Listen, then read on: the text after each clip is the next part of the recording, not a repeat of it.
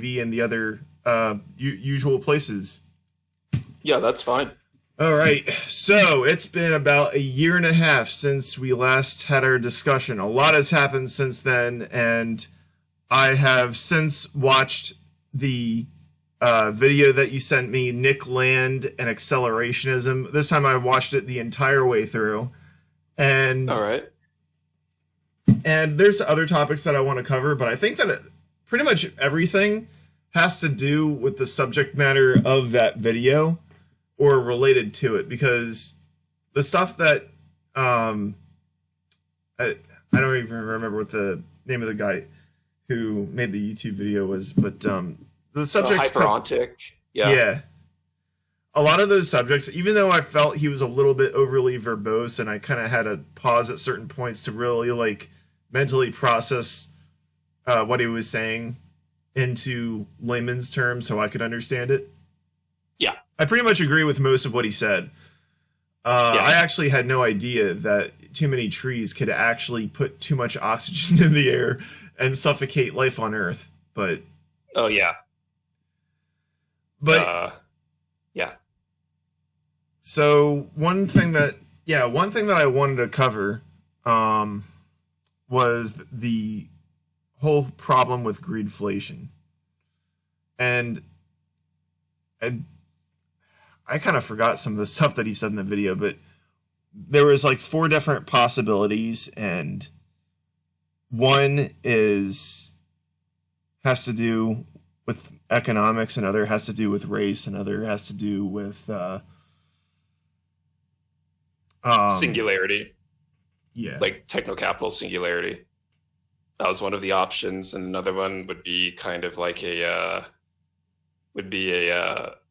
anarcho-primitivist sort of reaction to everything, which is to try to rewind society, like what someone like John Zerzan might have thought of in reference to Ted Kaczynski. Yeah. Right? Now I have my suspicions as to what could happen, but I've made political predictions in the past that turned out where I turned out to be wrong multiple times. Yeah. So I'm curious to know what you predict is going to happen with the specifically to the situation of greedflation. One thing that's going on right now is profits for companies and for the people that are running a lot of these businesses are going up, but working conditions, wages are all, either stagnant or practically going down for, the people who are doing the work, the workers and people who aren't owning things. Yeah. Yeah. Yeah. Go right ahead.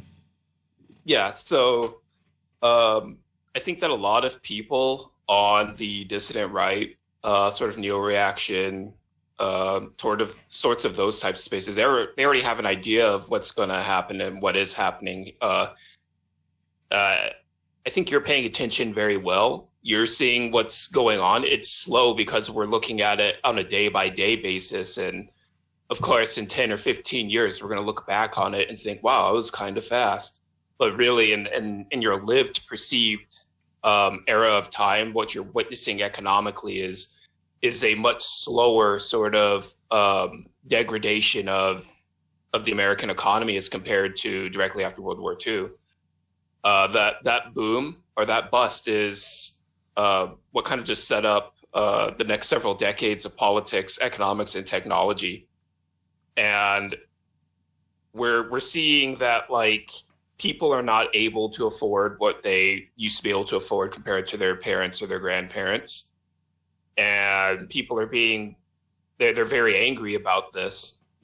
Yeah, like some people might call this like Brazilification of America or something like that. I think that they're right. I don't really have any solutions to this other than if we go through what we considered in the Accelerationism video.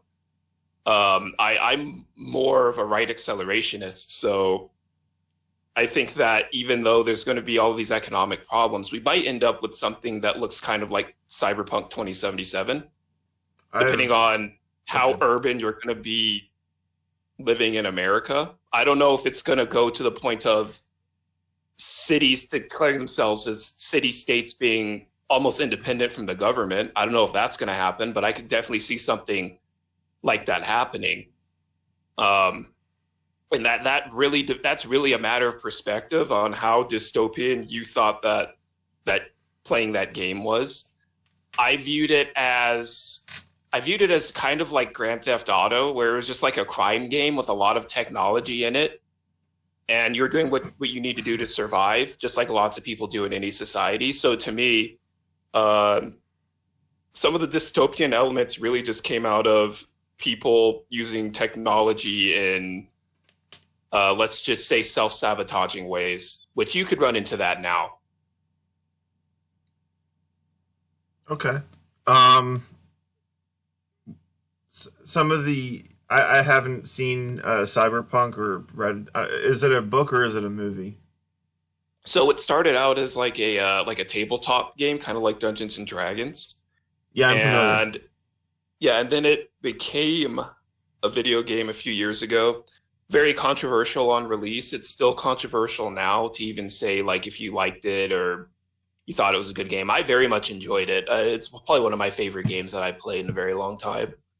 Um, and so much of it is just dependent upon what decisions that the player character decides to take. Like you start out in the game in one of the poorer areas of the city, and it's a really shitty apartment, but depending on what you do, you can live very well and have good relationships in the game and everything.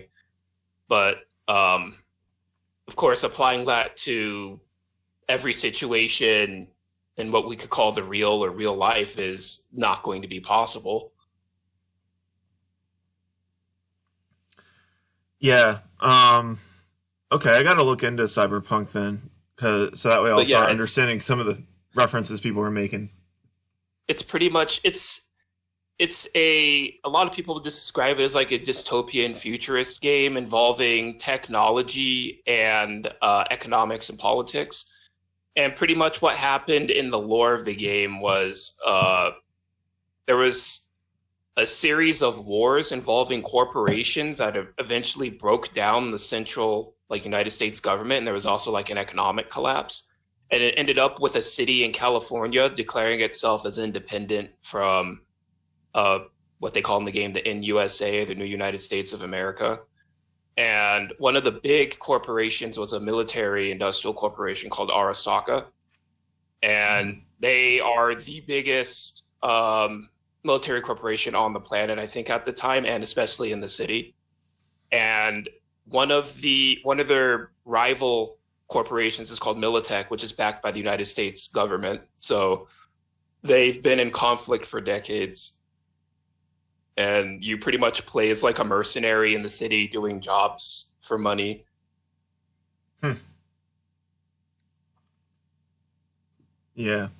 I mean, I could see that as a possibility, but some people might say that this is me being a doomer, but I gotta be completely honest for one thing that I fear could happen, which is that, Yeah. see, in the 1800s, it was really bad where you had these tycoons that were out of control, powerful. Rockefeller was basically playing the American government like a fiddle. Like, he figured out how to beat out his competition when it came to Standard Oil. And because, like, Mm-hmm. what he would do is he would sell his oil much less than everybody else, and everybody thought it was stupid until everybody just got his oil because oil is oil. It's not like you're comparing different kinds of cheeseburgers. Yeah. So Yeah. I don't know the fine details of exactly what transpired, but he got really big and powerful and Yeah. started getting to the point where he had a lot of clout over the government. And then you Mm-hmm. also have, I think it was Coca Cola. They had, I believe it was the Pinkertons. They had death squads that that they had under their control in South America. Not just like in the turn of the century between the 1800s and 1900s, but a lot later than that. So it's like there's two reasons why I stopped drinking Coca-Cola. Actually, three. Nah, not really, just two, because I still drink soda, just not as often as I used to. But Yeah. one being is that Coca-Cola was at least in the 2000s did a lot of like misandric female supremacist ads, and when I saw that, I was like, nope, no more Coca-Cola for me. Fuck you. And the other reason, I mean, I think that for us that's a more obvious one. But after hearing about the death squads that they had against unions, against workers that just want to have some basic rights, I was like, yeah, I made the right decision by boycotting Coca-Cola. Now, my personal boycott, practically, like if I'm just one person, it's more of a feel-good slacktivist measure for me. But the way I look at it, they don't need my money. They've got money coming out of their ears. But the thing is back in the 1800s, 1900s, workers could unionize and, conceivably stand up to these big companies if the workers united. But nowadays, with the amount of technology that both these companies and the government that they utilize has, it's starting to look kind of bleak. Now, one advantage that maybe workers do have is learning how to do hacking and learning how to work these machines better than the companies or even the government, because the Achilles heel of companies, as well as to a lesser extent governments, is they have a tendency to be super lazy when they're doing things. They want to do things the quick and easy route. They want to do things the cheap route, and they'll take shortcuts. They'll do things really lazily. Whereas if you have workers that are determined enough to cause harm to a company, or just determined enough to do anything, that they could do whatever they set their minds to.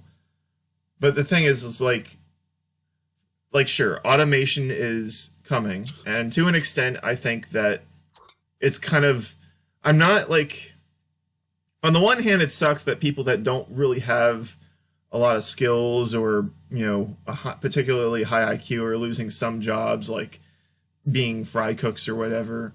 That's getting automated, and I don't think there's really anything going around it if Burger King and McDonald's just do not want to hire like line hooks to do those kinds of jobs, then they're just gone. I mean, I'm like my nearby McDonald's, like the whole place looks completely different than it did 13, 14 years ago.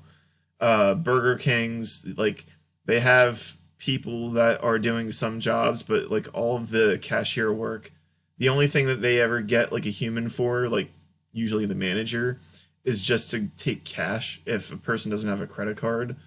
But even there, it's like, I think that they've automated that too. You could put in coins and dollars. I know I'm kind of going a little bit on a tangent. I'll try to wrap this up a little bit.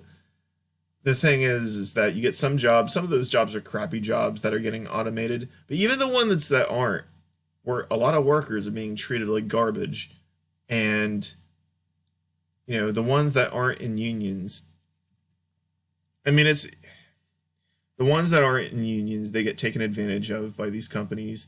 Companies will go after you if you attempt to pursue a wage. I've heard of cases where they started making all kinds of nasty moves against any employees that tried forming a union. And then you've got some cases where you got some local unions, like some local Teamsters unions that I know of, that are outright corrupt and have ties to the businesses that they're supposed to be, keeping tabs on. And what makes that even worse is that in at least one case that I know of, they have ties to a police union. So they actually do have like clandestine power that is right there at their fingertips, that they have been using to silence people that say things or do things that they don't like.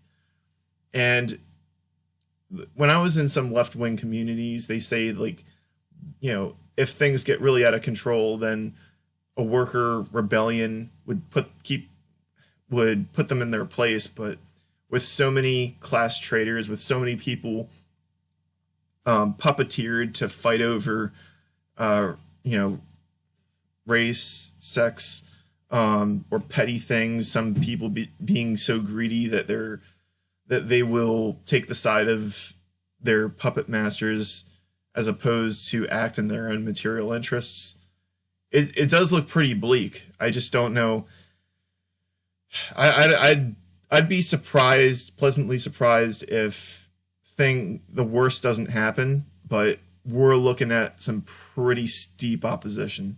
Those of us who are against the powerful. I don't know. Did you see? Yeah, go ahead.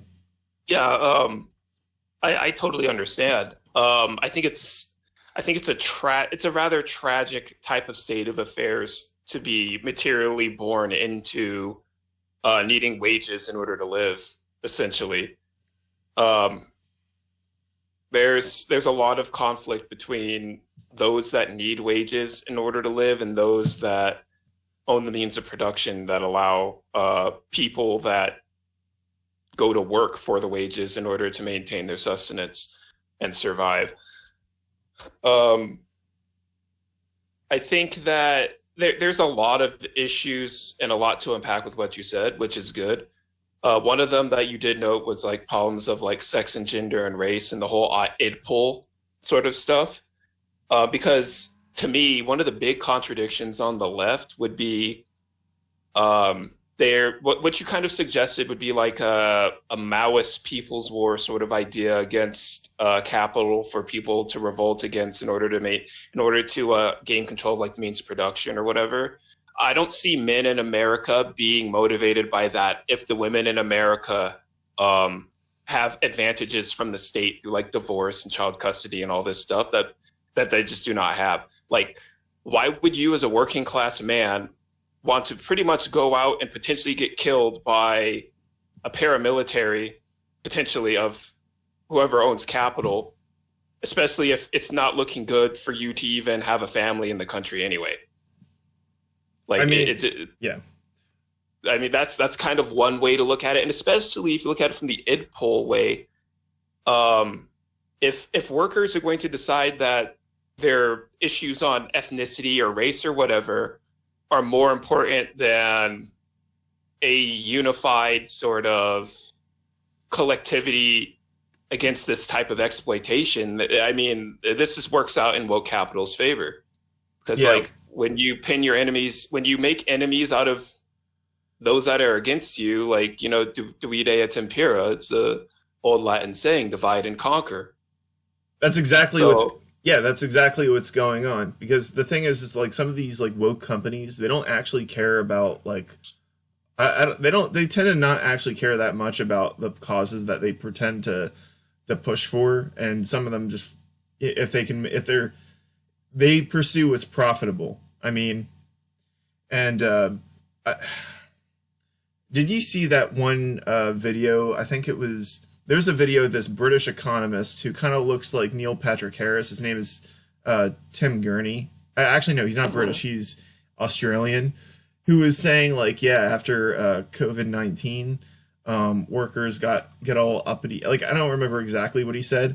The workers have gotten all uppity and they think that they need to be reminded that they work for the employer, not the other way around.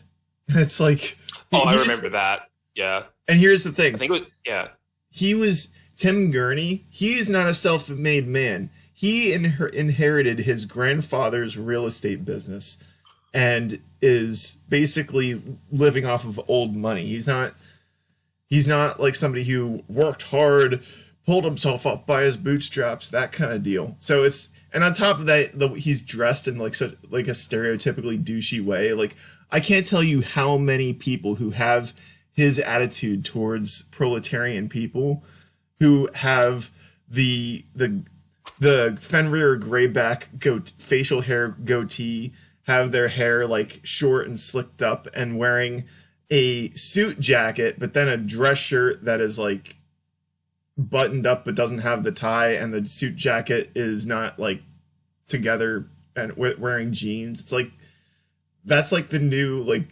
that's the new douchebag look. You know, forget about leather jackets. That's the new. You know, you get the idea. But the thing is they feel comfortable doing that, as well as all the stuff that recently got leaked about Dan Schneider. You know, they are thumbing their nose at, you know, people that are classes lower than them, people who don't have power, because money talks. Because what money is in our societies is power. It's, if you're poor, what money does is it helps you live. But when you are past that point, when you're past the point where it makes you comfortable and you can live, what money is it's power. You can buy governments, you can buy loyalty from people who have no scruples. You can, you know, and that's exactly what happened at Nickelodeon with Dan Schneider and the other pedophiles that he was working with. And I'm going to be honest with you.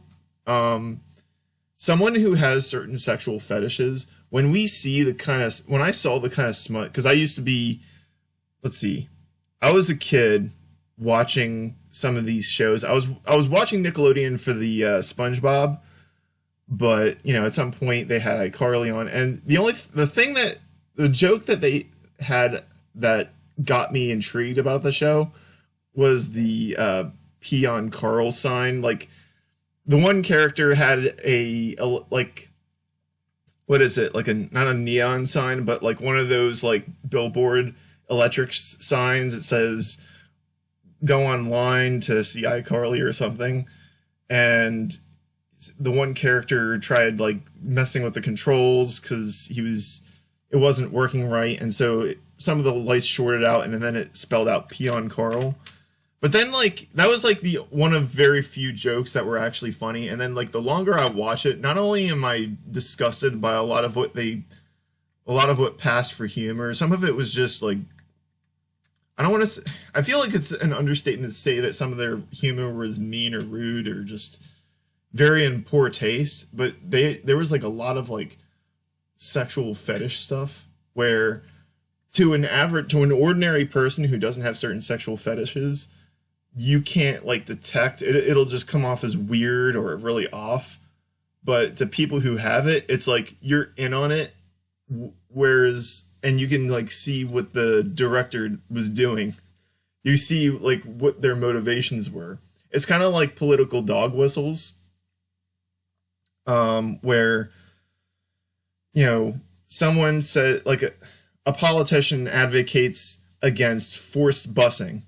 Now, somebody who knows that that's a political dog whistle would be like, oh yeah, you just don't want certain people, you just don't want certain races of people riding the buses. Or I'm trying to think of a more recent one. I mean, strict border control, family values, let's see, Judeo-Christian values. Judeo-Christian values is another way of saying we don't like Muslims. It's not a particularly well veiled dog whistle amongst Republicans who are bigots. But yeah, like I feel like I digress a little bit too much. The point is that money is power, and we see powerful people. I guess it's not really new that these people have been abusing their money and power that they have, but at the same time, I'm like, okay, so what can those of us who are working class do about it, where we can fight against this? Because you had Dan Schneider and the other people around, Brian Peck, the list of child abusers goes on. They did a lot of disgusting stuff to children that would have gotten anybody else thrown in jail for life, like the kind of people that Chris Hansen catches, or the kind of people that Steve Wilkos voices condemnation for in a show. But these people, you know, they're big producers, Dan Schneider, Harvey Weinstein, etc. They do this stuff and they get away with it. Okay, they get canceled eventually, but they've got money. They're not going to jail. And Brian Peck, he sexually abused a child actor, which turned out to be Jared Bell. He did like what 16 months, and that was it. Like a lot of child molesters, when they do stuff like that, they get killed, or they either get killed in prison or they get sexually assaulted by the other inmates. But this guy, he does his 16 months and he's out and brought back into the industry where he's working around kids again. I feel like I digress a little bit, but I'm curious to. Oh no, that's fine.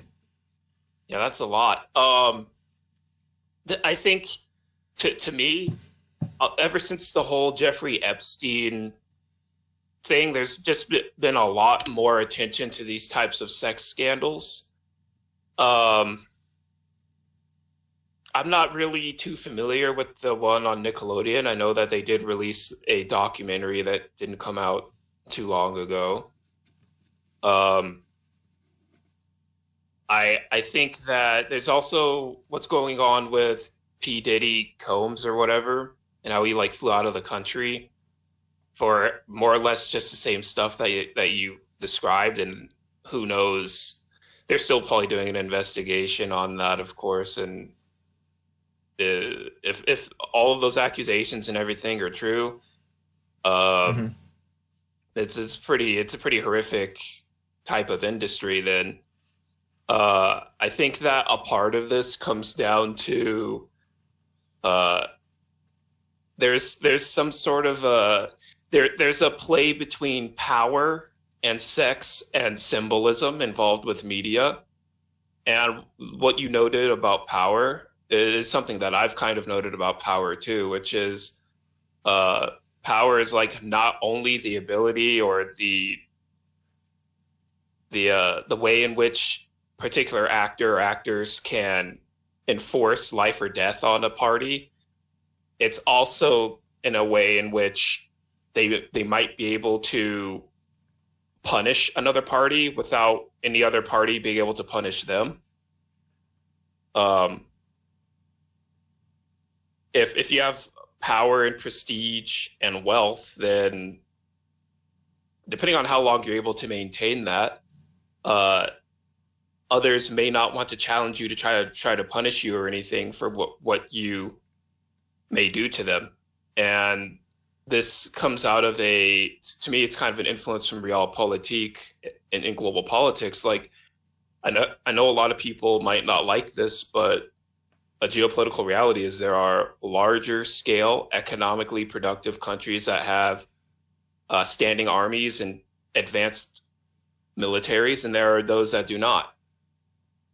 And the ones that do, depending on how you want to analyze mutually assured destruction and Cold War logic, the ones that do have those powers, for better or worse, generally don't go to conflict with each other.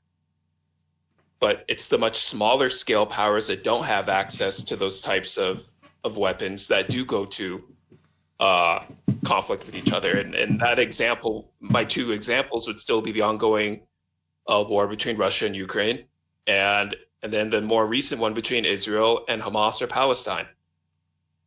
So depending upon how bad NATO might deal with Ukraine or how bad Russia will deal with Ukraine in opposition to NATO or whatever, we'll see how that's going to play out.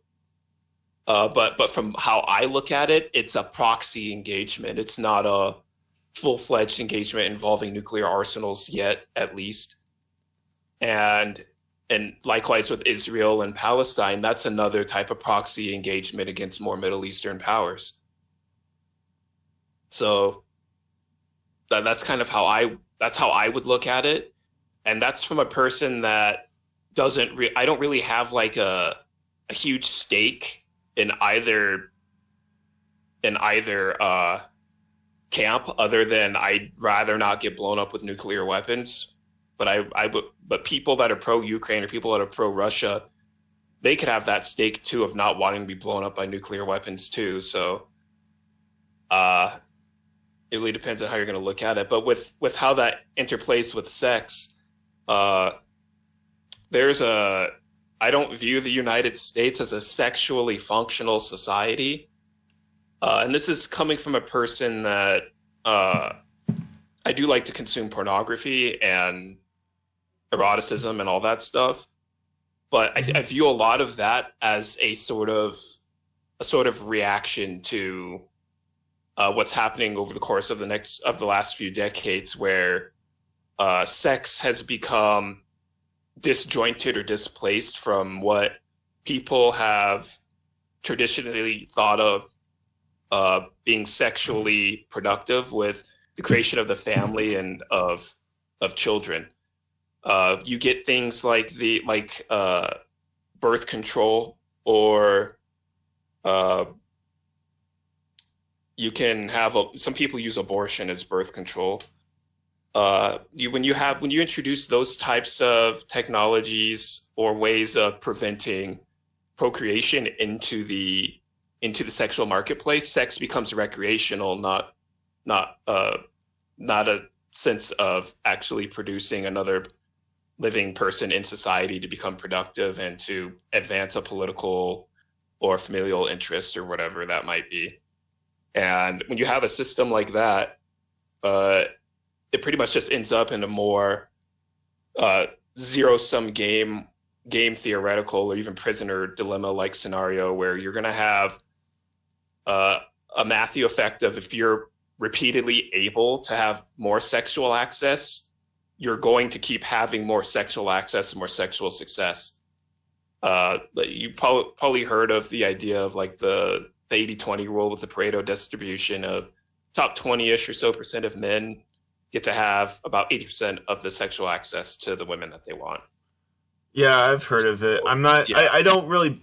I personally don't buy into it that much. That's not to say that there are no women that are like that, but they typically are the kind that I wouldn't give much mind to anyway. But yeah, I'm familiar with the 80-20 rule. Yeah. So, and I would say that there's some truth to it. I don't know if I would say it maps on completely accurately as 80-20, but there was a poll that was done pretty recently that suggested that like about 63% of young men under the age of 30 do not have a romantic partner, and only about 1/3 of women in the same age category do not have a romantic partner. So there's a sexual asymmetry about access to women that women do not have. The women do not have this problem that the men have, at least in current society. Now that poll, I don't mean to cut you off, but the thing about polls like that is, if that's the only information we're given, we don't know if those men and women were heterosexual or not. We don't know what their age group is, because if they were like seniors, then they probably aren't looking for that sort of thing. You know, if they're transgender or just don't want a relationship, you know, if they're asexual or aromantic, I think that those things should be taken into consideration when doing polls like that. Otherwise, your results are not going to. It's not that they're not just going to give you. Not so much that they won't give you an accurate reading. They're not going to give you an accurate reading for what you're looking for in this particular context. What we're like looking for are adults who are in an age range where they would be looking to, you know, find partners and relationships, and in this particular case, heterosexuals specifically. I don't know if any of that was taken into consideration when doing this poll, because they tend not to. Yeah, I understand that. But even like, let's just say they didn't take that into consideration, I still think that there's still an asymmetry there, and it just shows you how things are changing in the sexual market as compared to like decades ago, where maybe during your father, your grandfather's time, it was just very cookie cutter. You meet a girl and she's nice, and you get married in like maybe a year or two, and you have your children. And I don't know like where you stand on the whole transgenderism like debate or whatever, but there was like this debate that even Nick Land, he even got into this with people on Twitter a few years ago. It's called the too cute versus true scum debate, and it's about what exactly makes someone transgender. Do they have to have the surgeries and the hormones to be transgender, or can they just say that they are even though they might not want it? So there's a bunch of like confusion on that, and you have people like Peter Boghossian or James Lindsay or whatever.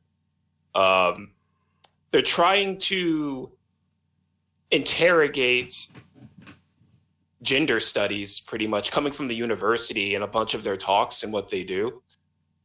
And to me, it's just really common sense. Like to me, the only people that I would say are ungendered would be what we would call like intersex people. But to me, there's like a biological reason as to why that those people have to exist in their current state. And I don't even know if I would even call them intersex. I would call them xenosex because they're outside of what we would call typically male or female because of their biology. Whereas with like transgenderism, a bunch of people would probably want to like bury me up to my head and bury me up to my neck and then throw bricks at my head for saying this. But with transgenderism, I think it's a linguistic social move by certain political and academic actors. I don't think that if you do get a surgery that it changes your sex necessarily. It's like cosmetic. So the people that might get surgeries or whatever, I would still think of them as either male or female, depending upon what their secondary sex characteristics are. But they might be just really effeminate or very masculine. So that's pretty much how I would come down on that issue. What else? I think that there's also confusion about roles and what sex and gender are in American society. But if I tried to put blame on one party, I don't think it would matter because the decisions have already been made decades before I was even born anyway. So it's like I'm blaming corpses and they can't do anything. So like, what am I supposed to do? The best that I could really say is if you know what you're looking for in a partner, try to have a plan to go for that if you want. If you don't want a partner, then have a plan to go for that too. I can really only speak on hopefully behalf of men, but I know that men in these spaces disagree on a lot of contentious issues on these topics too. So I would on my Twitter, I've repeatedly said, like, if you're kind of like an average dude in America, like your three best options are probably going to be sex dolls, passport bros, or you can whore max. And so that's pretty much what it comes down to. I think men have to do a cost benefit analysis on what type of a lifestyle they want with those three options, given the current gynocratic state pretty much making traditional marriage extraordinarily dangerous. Did that make sense? So you're saying that so you're saying it's extremely dangerous? Yeah, to get married. Yeah, yeah. Now, maybe even to cohabitate, but yeah. Yeah, there's quite a bit to unpack there, and I want to address everything that you said. All right, cool. So first, transgenderism. Now, I first heard about it back in the 2000s. Now, back then, we weren't calling it transgenderism. It was called a sex change. And my initial reaction, because of... I mean, I first saw it in a machinima for Doom called Doom Dudes, but then I would hear about it again when I found out about this one game designer who, I think his name was like originally Dan Burton, and he changed when he went through his sex change or transgender surgery, he went by Danielle Burton. I don't remember exactly if that's his name. He made this one computer game back during the Cold War. I think it was called Command HQ or something. Or missile. I think it was Missile Command. I don't remember exactly what the name of it was. It was a Cold War game that takes place during the Cold War. And my initial reaction to discovering transgenderism at the time is I associated it with a lot of the weird sexual or vain stuff that comes out of Hollywood, and I just kind of associated it with that and just kind of like called it a day. Now, I don't know if I could ever say that I was a trad Catholic. Like I'm a cradle Catholic. That's what I was raised. That's what I was raised as. And even though I am not a particularly devout one, because it was really my parents putting it on me, back then I was much more of one than I am now. So my reaction is like, ugh. Now, as an adult, with everything that I've learned about transgenderism, I have no idea whether or not it's genuine for everybody who goes through it or has their transition. I'm sure that, you know, it is genuine for some people, and if it was torture for them to experience it, I have no idea. I really don't know for certain. Now, there's some people who I've talked to who are transgender who will probably be upset that I'm saying that. But again, it's like I'm going by their word. I don't know the whole science on it. I'd have to look into it. As for interpersonal relationships, see, here's the thing about the whole transgender thing. When I was involved in Republican electoral politics, like, not everybody, but a lot of them, especially the ones that were like candidates and holding elected offices, hate transgender people with a psychotic or psychopathic passion. Mm-hmm. And anybody that doesn't hate them as much as they do, they wanted purged. That was off-putting to me, but at the same time, I don't like the transgender movement and affiliated people trying to control our language. Trying to control like how we can talk about it or to them or how we address them. That I find to be very totalitarian bullshit that I don't like. And not everybody is that bad. The one YouTuber, Calvin Guerra, seems very civil and mild-mannered. But, you know, if I don't want to be in a relationship with somebody who is transgender, if I want somebody of the opposite sex that is, like, actually born that way, I think that everybody should have the right to do that. There was a video made by this one very controversial... Sorry, I'm eating candy. There's no worries. There is a video that was released by a very controversial progressive YouTuber named Riley Dennis. This video got a lot of criticism, including from a lot of people on the left, where this individual basically said that if you have preferences that don't include transgender people or people that are, you know, not obese, then you're a bigot. And said a lot of really dumb stuff. I made a video about it. If you know where my YouTube channel is, then you know, I've got that video up where I actually finally sat through his video. I mean, her video. Well, that right there shows you where I'm at mentally. Like, here's the thing. I don't like the idea of transgender people being, like, attacked to the degree that Republicans want them to. But at the same time, if somebody doesn't really pass, don't be surprised if I have a hard time being convinced that that person is a female. If I'm just... It's... You know, that's kind of where I'm at. No, I totally get it. And this is just further complicated by two other types of discourse, namely the detransition discourse and then like the women's bathrooms, women's spaces discourse about women's sports and stuff too.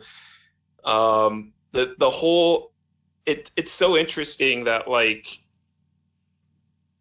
how I would view it is there's like a philosophical game or philosophical debate happening where people are trying to get to some sort of an origins account for transgender individuals, and if it is the case that someone that's transgender can detransition and then transition and then detransition at several points throughout their life, it becomes problematic to suggest that someone could be born transgender if whatever makes them transgender is not a necessary component of their identity. Because if you go with that type of reasoning where everything is pretty much just like in flux, even gender, and there is no set way to determine what sex is, then there wouldn't be a set way to determine what transgenderism is, because the person could just detrans. So so it's like, I don't know what they do with that, but that seems to be the one issue for them. And then the women's bathrooms thing. This kind of happened when I was a moderator for the antinatalism Reddit, where I had, I guess, some TERFs. They agreed with me, which was weird because it's not like I'm gonna really agree with. They agreed with me on like this one issue that they should be able to criticize trans women as not being women or whatever. Because at the time, it was like I was just trying to have as much. I was trying to undo the culture of what occurred on that Reddit, and I don't know what the fuck happened to it now, and really, I don't give a shit. It's kind of, I don't think it's gotten any better, and I'm not even going to look at it. I doubt that it's gotten any better. It's probably gotten worse in a lot more ways, but there were TERFs that were like, oh, we want you to, we agree with this mod, Seven of Swords, because we don't like the language, for the same reason that you said. They didn't like the language policing around transgender issues with regards to like pronouns or whatever. Yeah. So and with the whole like women's spaces thing, it's like I remember going to a sandwich shop in town, and they didn't have a men's room. They had a unisex bathroom and a woman's bathroom. Oh, that's bullshit. So, that was strange for me. I was like, "There's a unisex bathroom," and I'd really rather not say. Okay, but I'm just like that did happen, and I was like, they're doing the corporations are reacting to this so they don't get sued and stuff. Here's the thing: I do not like TERFs. Yeah. It's got less to do with the I mean, I guess it is related to the transgenderism stuff, but the reason why I hate TERFs is because they're female supremacists.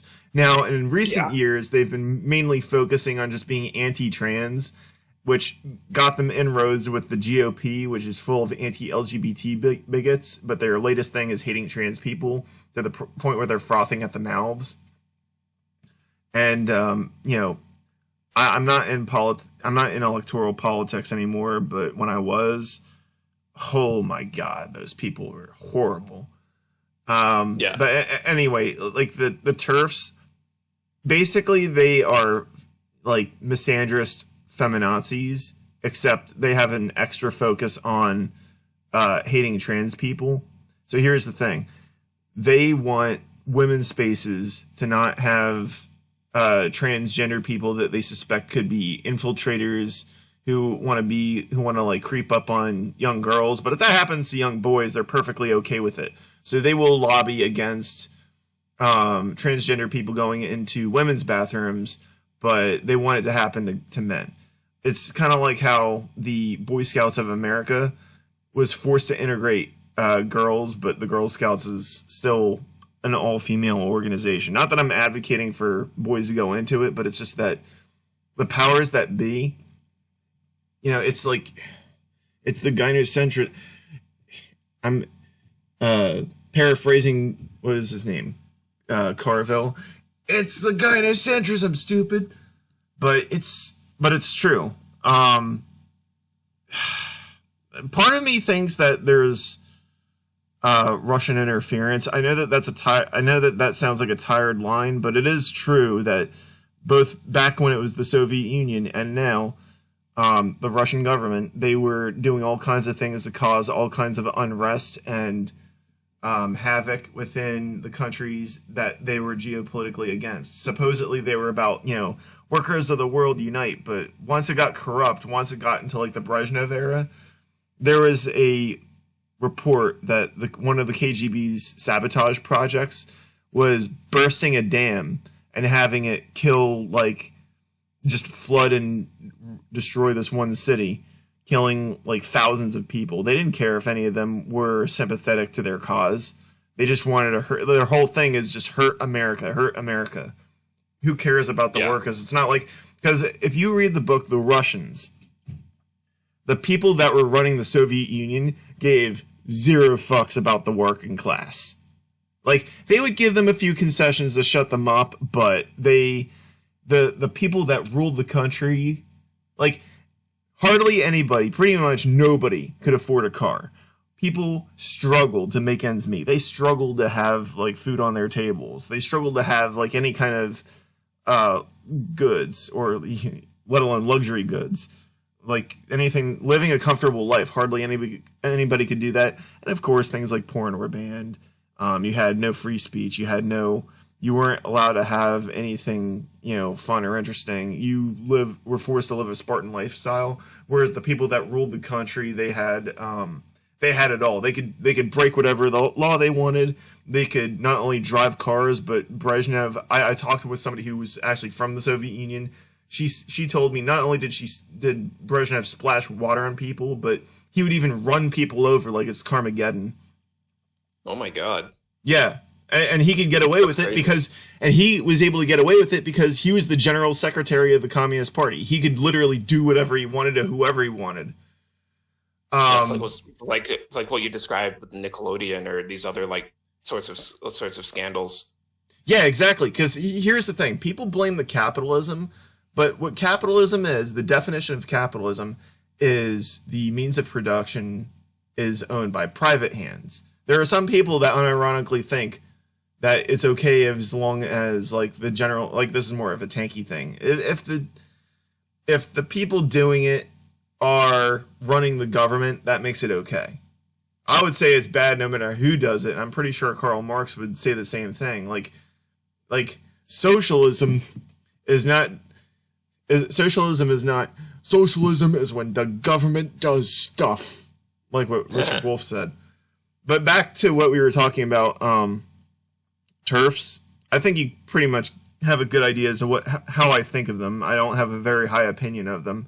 They're not substantially different from conservatives, other than that they're more consistently female supremacist and gynocentric. Like conservatives and Republicans, yes, there are a lot of them that are gynocentric, but having actually like met and talked to many of them firsthand, some of them, like, they have their business, some of them are business owners, like small business owners, and they just have their own best interests at heart. Some of them are guns rights activists. The YouTuber Colion Noir, he doesn't seem to really care that much about a lot of the other political issues that the Republicans like obsess over. His whole thing is protecting his gun rights, and he could potentially be swayed over the Democratic Party if the Democratic Party was not hell-bent on trying to rip his guns away from him and everybody else who is not a powerful person.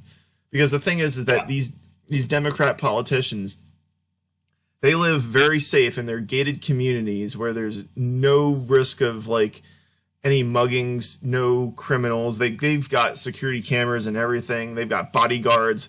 They're safe. They don't care if the rest get mugged, murdered, etc. Because a firearm is an equalizer. Like an infirm person or somebody who's not physically as strong as a mugger or your typical murderer, like, the gun gives them a chance. And basically what the powerful want to do is take that chance away from them. And that's why then they get to be dependent on them for their safety or whatever. As if the Democrats are going to protect them. They don't give a shit. Yeah. If If it's not happening to them, then they don't care. That's why I always thought it was funny when the Republicans would send the migrants and other people to their areas. They're basically people like Nancy Pelosi. They're NIMBYs. They're NIMBYs. It just the word that I was looking for finally got into my head. Not in my backyard. If you peasants have to have all these mouths to feed and house, that's your problem. That we're causing, by the way. But, don't us? No, we're above you people. That's basically the attitude that the Democrats have. And then they wonder why they lose elections. It's sexist, it's racist, it's blah, blah, blah. And I'm not saying that the Russian government has no involvement. They have been caught, creating and running Black Lives Matter groups and feminist groups in order to cause as much internal hatred as possible. Now, their motivation is a little bit different from the capitalists in this country. Their motivation is to cause as much disruption within the United States because they have a geopolitical interest against the United States that's motivated by two things. Number one, actually, they're pretty much intertwined because land conquest and winning wars against other countries does have a financial gain to it. You get more land, you get more resources, you get more money, you get more power. So you've got people that, in short, you've got greedy people versus greedy people, and they're both walking all over the disadvantaged. And with the technological tools at their disposal, it's looking increasingly bleak. So I'm sorry I went off on another tangent again. My brain goes off in all kinds of directions. But that's my take on all of that. Oh, no, that's fine. It's like an organic discussion. So it's a lot of it's a lot to digest and to go over, which is good for a discussion anyway. So I think that geopolitically, what you said does make sense, but I think that the logics of the Cold War kind of changed this just with nuclear weapons and how you can deliver a nuclear payload is going to change how certain actors are going to try to gain economic and geographic advantages over each other. I think the United States just kind of tested and successfully tested hypersonic missiles, and I think that China and Russia successfully tested hypersonic missiles as well. So that's a new way to deliver a potentially nuclear warhead to an adversary, and we have AI also impacting this sort of decision-making process, where I think it was the Department of Defense.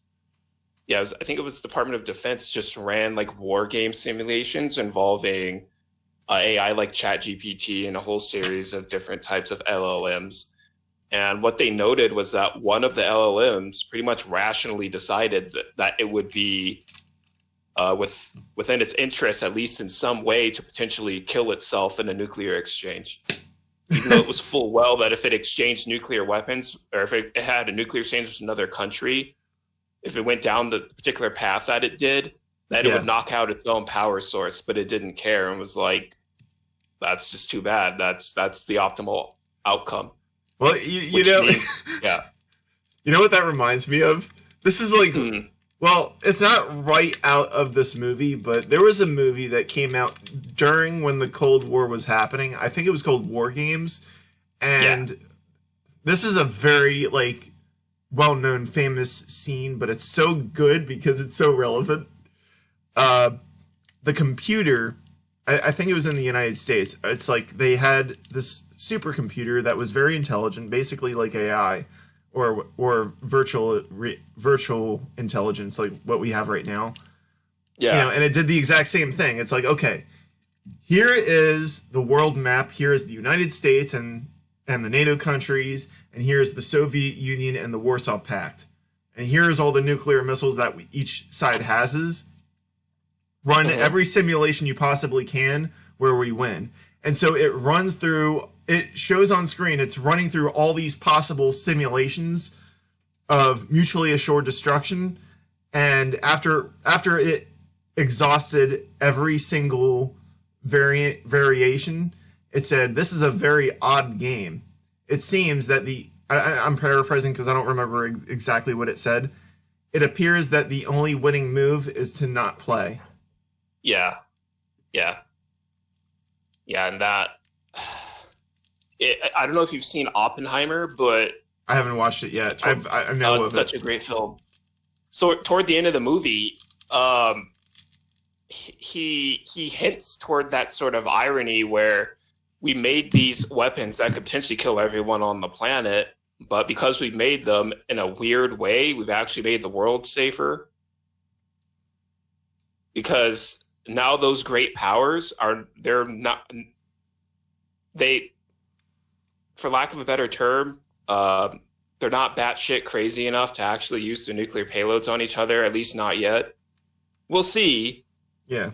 But I don't think, I think that when you apply mutually assured destruction in that way, you're not, the winning condition of the game has changed. You're not looking to conquest, you're essentially trying to flip the board, in lack of a better term. If you wanted to conquest and take over the economic and resources of another society, you're not going to destroy it. Because you just destroyed the very condition of the goal of winning the game, which was to be economically prosperous. Like that wouldn't make sense if Russia wanted to take over the US, the US wanted to take over Russia. We're not going to blow up almost the entirety of Russia. We're not going to have what was valuable. You destroyed the value. Yeah. Well, here's another thing is that, like, Putin's greedy and the oligarchs around him are greedy, but Putin is not stupid enough to actually do anything that would be an act of war that would provoke the United States in a way that we wouldn't be able to just look the other way. Because there were I heard that there were some people around him that were clamoring to invade Alaska. And Putin was like, no, we are not invading Alaska. Because Putin, he likes to antagonize the United States, but he doesn't want to actually cross the line to where we would have to retaliate with some sort of violence. Because he's smart enough to know that our military might is powerful enough that we could take on Russia. At least in a conventional war. And if mutually assured destruction happens, he's gone or his life is going to be rather unpleasant. And shoot, I forgot what I was going to say. Yeah. What was the other thing that you mentioned?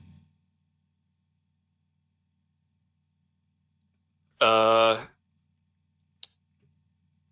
it like the sort of, I know I talked about the mutually assured destruction and game theory and certain types of economic incentives for what the winning condition of the game is. I was gonna add that when it comes to the Russian invasion of Ukraine, now there are some people I was in touch with who live in Ukraine, so I have like a personal stake in it. Not like I have my own assets there or anything, but it's just like there are people that live there that I care about that I don't want to see killed. Some of them probably are already dead.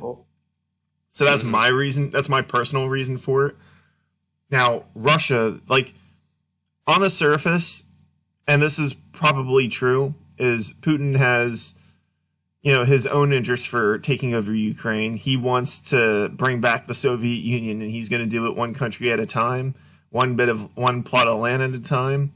But also you have the oligarchs around him who never should have been given the kind of power that they have, but they have that power.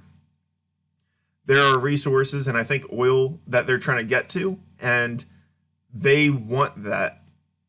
They want that for Russia, so Putin was partially acting on their interests, because Putin is not, even though Putin is a dictator, I'm of the belief that a lot of dictatorships, in fact, I would say every dictatorship, is really an oligarchy where the oligarchs are a little bit more afraid of their lightning rod than they are of each other, as opposed to an outright oligarchy where none of the oligarchs are more powerful or influential than another. Yeah. So I believe that while Putin has imperial ambitions as well as some personal resource desires as far as Ukraine is concerned, I had heard and read that there are people around him that have their reasons for wanting him to invade Ukraine. And you know, it's part of the whole I mean, is it capital? I mean, it's greed. The problems that we're facing, you know, the disadvantaged, the workers, the people who get invaded, the people who get conquered, the underlying motive for a lot of this fucked up shit, including what was going on at Nickelodeon, it's greed. It's these vices. It's these parasitic desires. And I don't know. Here's the thing. Like, I feel like socialists miss the point when they don't address this problem, the desire of greed, and they go after whose hands is the means of production in. If it was the workers, then it's more understandable. But the thing is, there are some people who unironically try making the argument, as long as the government is in power, as long as it's the people running the country that have it all and not, like, private hands, then that makes it okay. Even though, if you ask me, some of these corporations, some of these, you know, billionaires and powerful people aren't really that different from, like, barons, lords, counts, and kings and queens back in the medieval ages. It's just that instead of calling them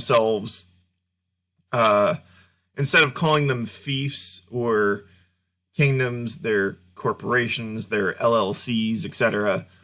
Instead of feudalism, instead of serfdom, we have, like, the relationship between workers and business owners the way we have it right now. And I don't think it's really changed substantially.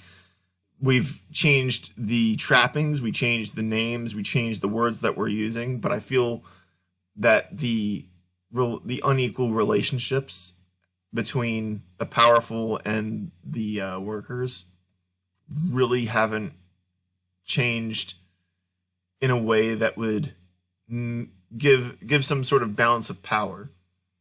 But the issue of greed that is unchecked, where there is no responsibility, no feeling of responsibility, or any kind of tangible way that the people who have the short end of the stick, there's no tangible way they can really keep the powerful in check. And I think that is the fundamental problem in not just businesses, not just governments waging war on each other and on the citizenry with intelligence, with sabotage, spying, but, you know, the war of the sexes, the war of the races. Yeah. Like, all of this is connected to it. Greed.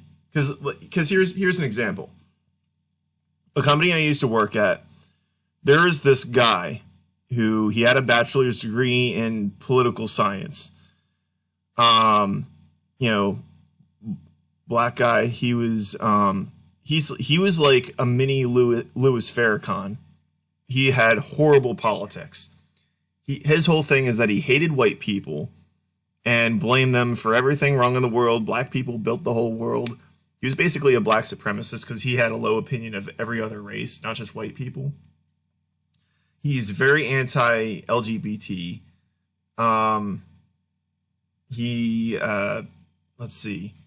He's very anti-Ukraine, subtly pro-Russia. Doesn't like the Republicans. Doesn't like the Democrats either. And, you know, is very pro-corporate, hates the working class. Like, those kinds of people And the reason why he was able to keep his job is because the company that in question is very greedy, doesn't care like if the person should be fired as long as they're making the money, because he was in management. But, you know, that's the kind of thing where you have the workers up against the people that are doing this whole divide and conquer shit. It's divide and conquer. I felt the need to include that, but yeah, totally. And so, like, I see a similar problem with like certain parts of the manosphere. It depends on where you look at, but like IBMOR, there's like a lot of that stuff in IBMOR. It's like the black nationalist, like weird, like Hotep strain of dudes talking, and it's the strangest thing, because like they'll sit here and say all this stuff about white people, and what are their wives if they have them, or their girlfriends? There's white or Asian. Yeah. What's going on? Well, here there's are you familiar with this one YouTuber named Undead Chronic? Yeah. Okay, so I don't have to really explain. He actually did a couple of videos about the issue that you're talking about right now. There was this one of those IBMOR guys who I think was also another one of these black supremacist types. And he did something to the effect of like he got himself this, it was a white woman, but she was like morbidly obese, and he was apparently either in a relationship with her or banging her. Like, how does this make you feel, white person? How does it make you feel, white boy? Because like he hates, like, at least in his rhetoric, he hates white people, particularly white men.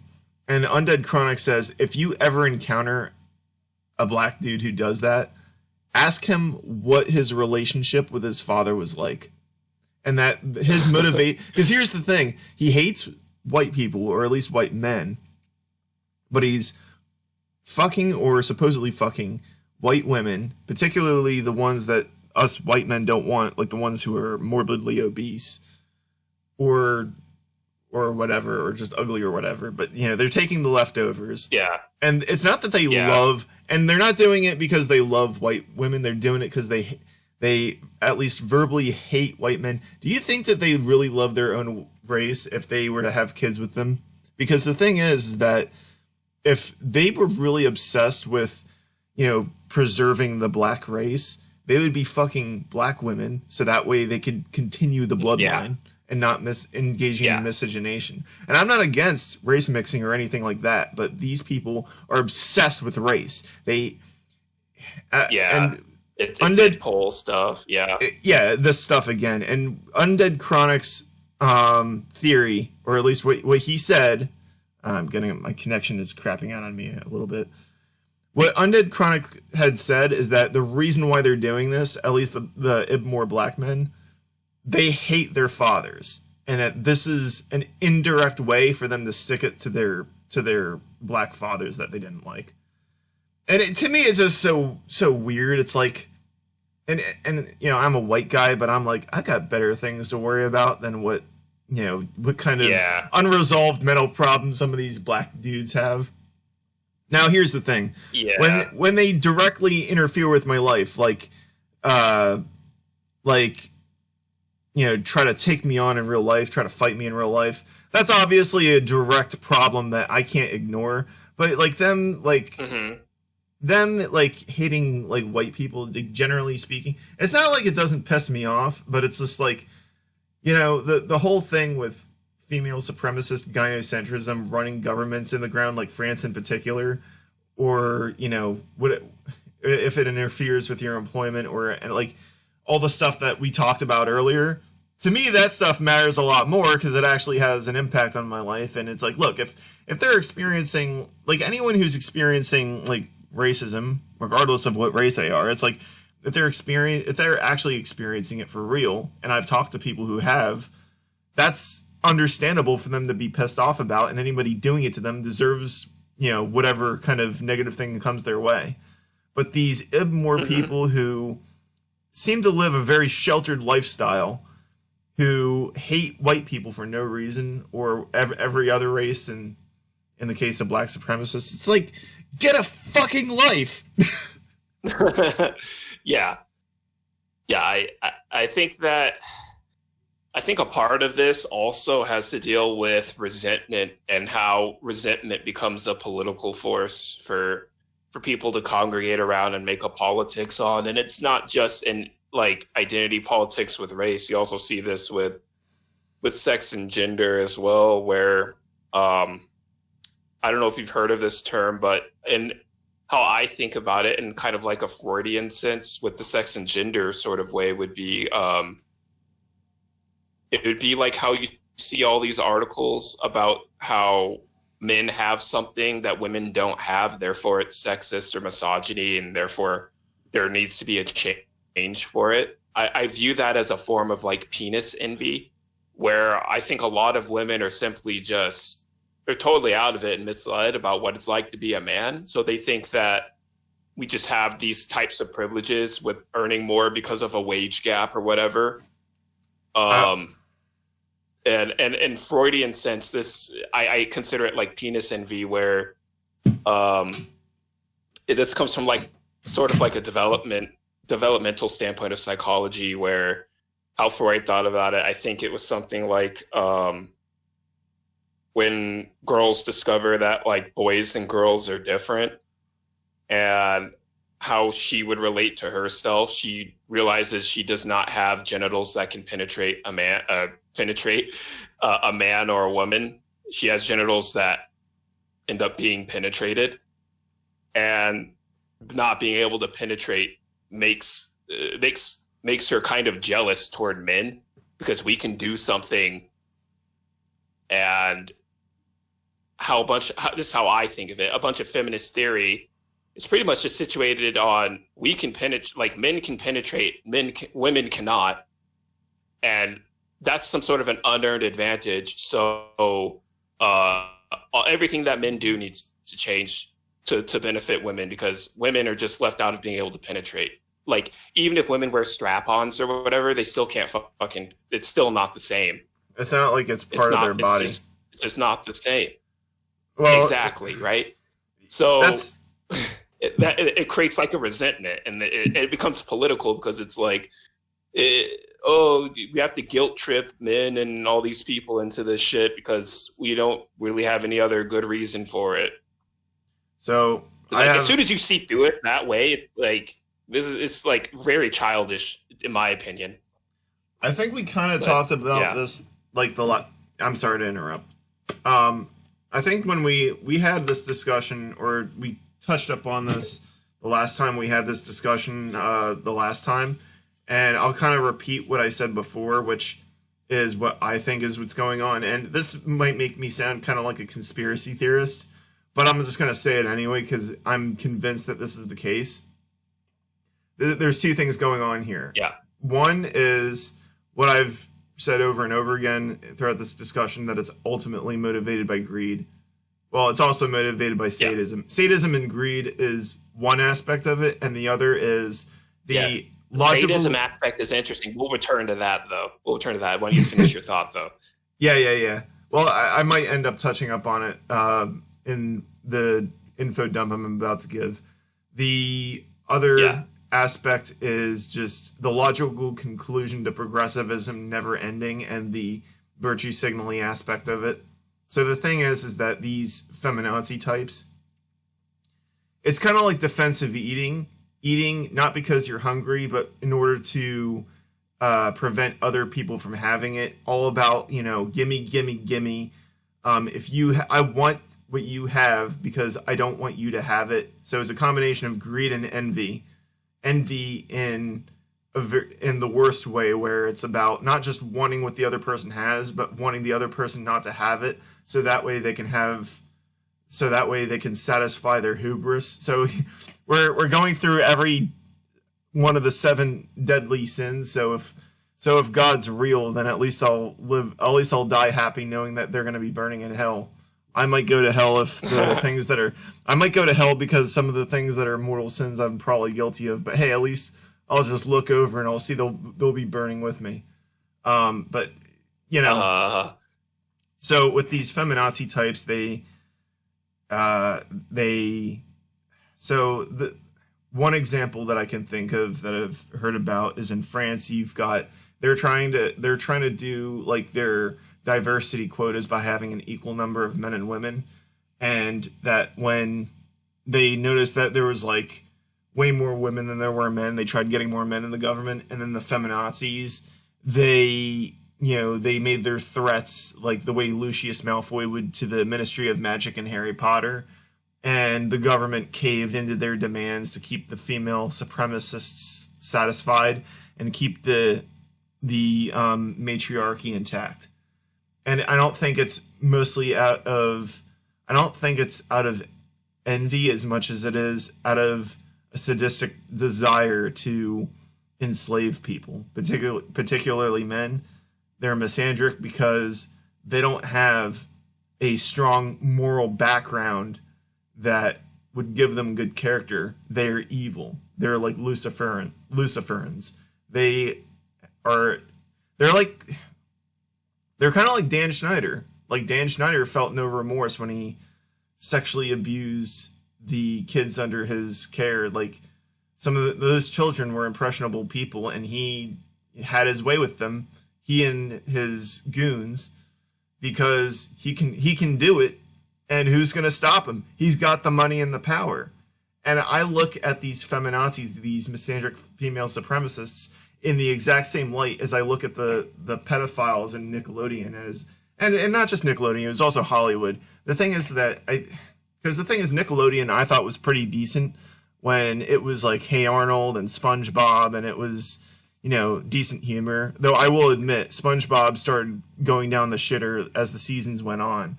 The earlier seasons were in good taste, and the later ones were just disgusting. Not just unwatchable, like reprehensible. And there were YouTubers who posted videos about that too. So if anyone wants to know what I'm talking about, there should be videos out there like about the downfall of SpongeBob, which was pretty sad. Anyway, the thing is, these female supremacists, it's about power over men. They want men enslaved, and they may not be doing it, super quickly, but there is the progressive movement, or at least a lot of progressivism. Some people call them McFeminists, some people call them the synthetic left. I don't know how much trouble this is going to get me in for saying this, but I'm going to just be completely candid because I've got multiple channels I can post this on. A lot of them, they hate men, they hate white people. White men are the most hated. Black men are, they look at them as useful idiots, but they'll be next on the chopping block. In a real Fourth Reich, you'll be the first to go kind of deal. Yeah. And some of it might be motivated by the Russian government, because one thing the Russian government's doing is they're trying to replenish their losses because of their invasion of Ukraine. So one of their projects is make life as miserable as possible in the countries of their enemies, and encourage people, particularly men, to move to their country. So that way they could send them to war to replace all the people that they lost, because they've lost like thousands of people. They were sending children to go and fight. They were letting people out of prison so that way they can go fight in the war, provided that they weren't political prisoners. So there's a lot of different things going on here. I don't mean to go too far off topic, so I'll try to keep this on point. These feminazi types, and including TERFs, because a lot of TERFs are really just female supremacists. J.K. Rowling herself may not seem like one, but if you are familiar enough with her works, you'll definitely see it to a more subtle degree usually. It's literally just about, like in a nutshell, it's just female supremacist misandry motivated by greed, no morals, no meekness, no compassion, no empathy, no justice, just greed, sadism, envy, wrath, pride. These people are evil is basically what it is. The people that hate us, the people that are against us, they are evil. That's really all there is to it. But to explain this in a way that's scientific, I don't know if there is. Maybe there is a way, but to me it's pretty cut and dry. I don't know how to say it in a way that's convincing. I know how to say it in layman's terms, but that's my take. Yeah, I would say that there's just a lot of conflict about what gets to be ethical and what gets to be political, and sadism. A lot of people are just not talking about sadism enough, whether it's in the sexual realm or the political or even the economic realm. And a lot of people in Western society, I don't know who's to blame for this.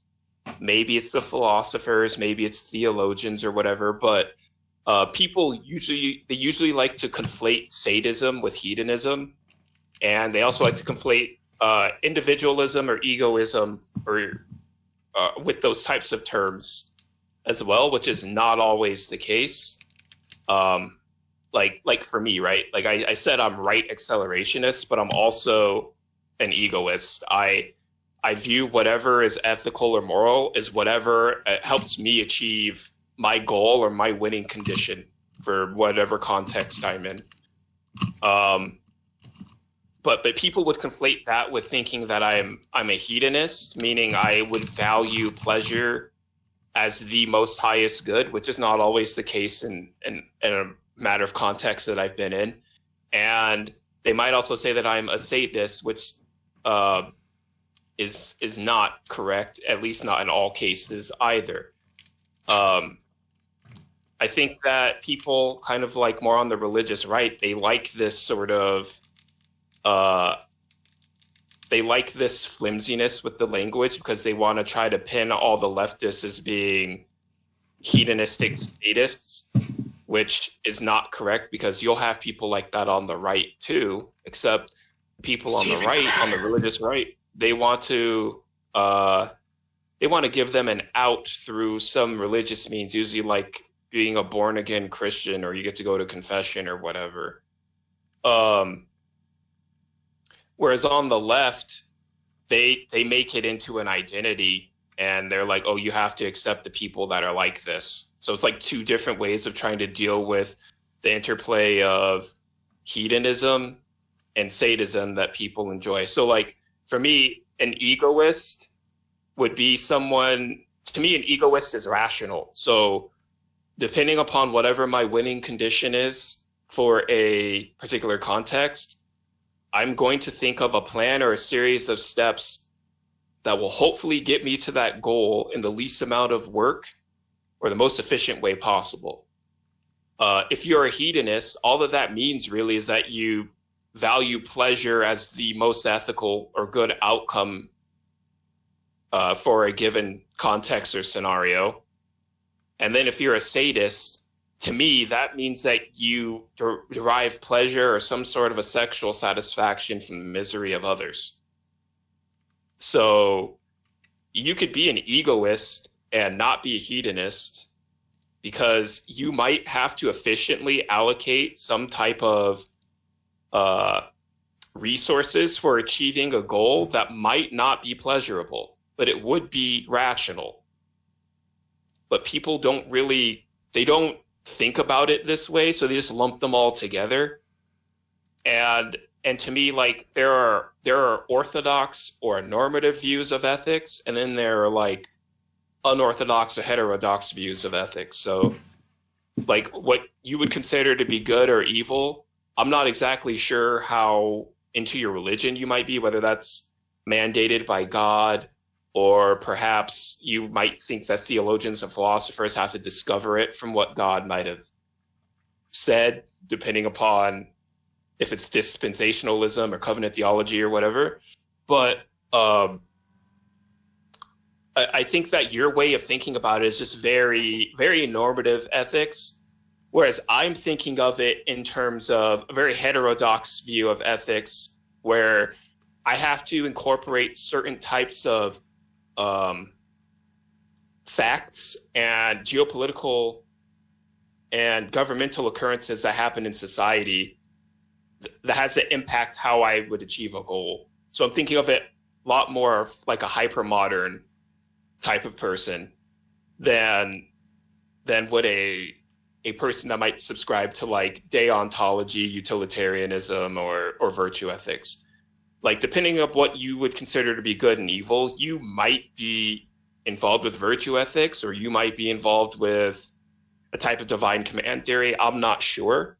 But I think what's interesting here is there's some agreement even between my more heterodox views and then your more orthodox views. Namely, if we consider certain actors in society in specific ways that we would think for some people to be happier,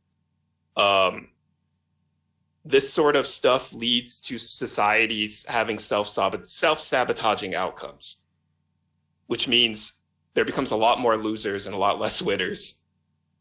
So the way out of that is not easy. And I think we're going to see more fractured and more hyper politics as we start to get into more inconsistent types of political attitudes and agendas that might come out of discussion. Like even just with the transgenderism thing, you're already having two very irreconcilable views on it, and it becomes political because people start choosing sides on it.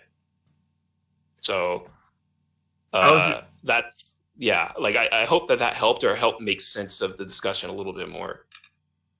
I don't know. That's fair. Honestly, not really. It's I mean, the thing that motivates people, I guess I should care about what motivates people to do the fucked up things that they do. In other words, in order to fix the problem. But at the same time, I just cannot wrap my head around a lot of it beyond what I believe is the case. Solutions, I'm not really sure, because it just seems it's just not looking very encouraging. Shoot, I was gonna say something about, oh yeah, the transgenderism thing that's what I meant to. What I was saying for a while is, why not just have like even more bathrooms? It's like, okay, you've got bathrooms for, men that were born men, bathrooms for women that were born women, and then have, transgender men and transgender women. But of course, the way it's playing out in society is the female supremacists are getting their way. Like, the men have to share with everybody who's transgender, and the women's bathroom is going to be for women only. And yeah, and the thing is the powers that be, some of them are just greedy, some of them are gynocentric, and it's mostly a problem in Western societies, because it's like a problem in France. In an airport in Germany, they made it so that you're not allowed to take a piss while standing up, because they were making a statement for, progressivism. And I'm trying to be careful with my language when I'm criticizing people on the left, because I will acknowledge that it's not everybody on the left. You do have some people, even though I don't like Kyle Kalinski's position on MRAs. He's anti-MRA, and he's also anti-landlord, which is against my own material interests. He at least is not a huge fan of the hypocrisy with these like gender politics. And because he was on, Joe Rogan has since deleted a lot of the discussions that were on his YouTube channel, but before he did, he had discussions with people like TJ Kirk, who's also known as the amazing atheist. He had I watched a lot of his stuff. He had Kyle Kalinske on, and they were both like very harshly critical of the progressives that we despise. Same deal with this one guy. I think his real name is Sahil Habibi. He was originally his original YouTube name was like Unlimited Mags, and then he changed it to the Progressive Voice. I don't know if you're familiar with the Progressive Voice. He got his start on YouTube by basically just making videos that just praised Kyle Kalinske, and it kind of seemed kind of cringe. Like all it was, he would play a clip of Kyle Kalinski's, and then it would cut to him saying, "Yep, he's right." And eventually, he got enough views that he was able to stand on his own, and now he's doing reporting of his own, and he also had a discussion with Sargon of Akkad. I think his discussion with Sargon of Akkad was a really good one. I think it's called Sargon Talks to the Progressive Voice.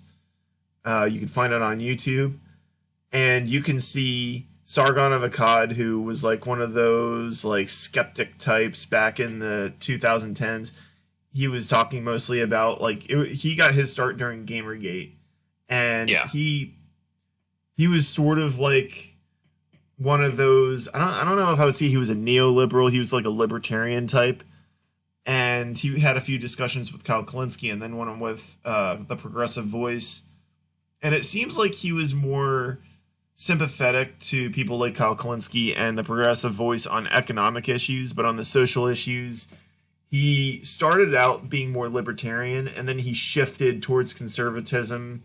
And according to people like Vosh, he went full white nationalist, because he wants to arbitrarily control the number of brown people coming into the country, which is the United Kingdom, because he's from Swindon,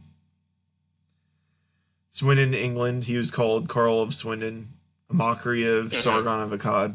Anyway, but not people on the left are very disunited, and the people that have power are these soulless progressive types. They're not even really they're not like some of these people on the online left who some of them are mostly focused on economics. Kyle Kalinske is mostly focused on like foreign politics, but he's kind of, sometimes he posts sometimes he posts decent content, but his positions on men's rights to me was unforgivable. I don't know what your take is, because the thing is, like, leftists, we see there's so many different kinds. You've got the tankies who are getting cozy with conservatives and are pretty much disowned by a good portion of the rest of the left. You've got the ones who focus on economics and could very wildly when it comes to social issues. You got the progressives who genuinely care about, social equality, and then you've got the people that disingenuously drape themselves. They're like wolves in sheep's clothing. They drape themselves caring about progressives, but really caring about fighting racism or sexism. But in reality, they are racists and sexists. So I don't know what your take on all of that is. That's just how I perceive it so far. Yeah, I also find that the working class that are part of unions, they're very much in favor of just trying to maintain the accessibility to work and to try to maintain their standard of living. And some of them, they just hate Biden and they're pro-Trump. And then I'm noticing a lot of people in unions, they're like either anti-Biden or they just don't like Trump or Biden. Well, so it's like, yeah. I don't know what your opinion of Joe Biden is, but here's the thing: it's like what I like about Biden is that he's pro-Ukraine, but when it comes to some of these other issues, like one thing that Biden promised to do was he was promising like, oh, I'm going to cancel student debt and I'm going to bring about a public option. The public option was something that a lot of people were clamoring for, and then once he gets into office, he's like, oh yeah, remember that public option I was going to promise you? I'm not going to do it now that I'm in office. So yeah, that kind of stuff will piss people like us off, whether we're left wing or if we're just proletarian. that kind of stuff, it really does not sit well with us. And it's not that big of a surprise because these neoliberal like Democrats, they don't give a fuck about us. They'll say whatever they need to say to get in, and they've got their own interests that they're catering to. I mean, there are a lot of people like that in the Democratic Party, and then you got the Republican Party, which is like, yeah, we like ourselves. We want more money for us. Fuck you, proletarian. They may not. Yeah. They don't normally say it like that. They'll be like, look at this horrible thing that this trans person's doing. Look at these horrible trans people. Look at these horrible non-white people. Focus on that. Don't focus on the economic stuff we're doing. And that's it.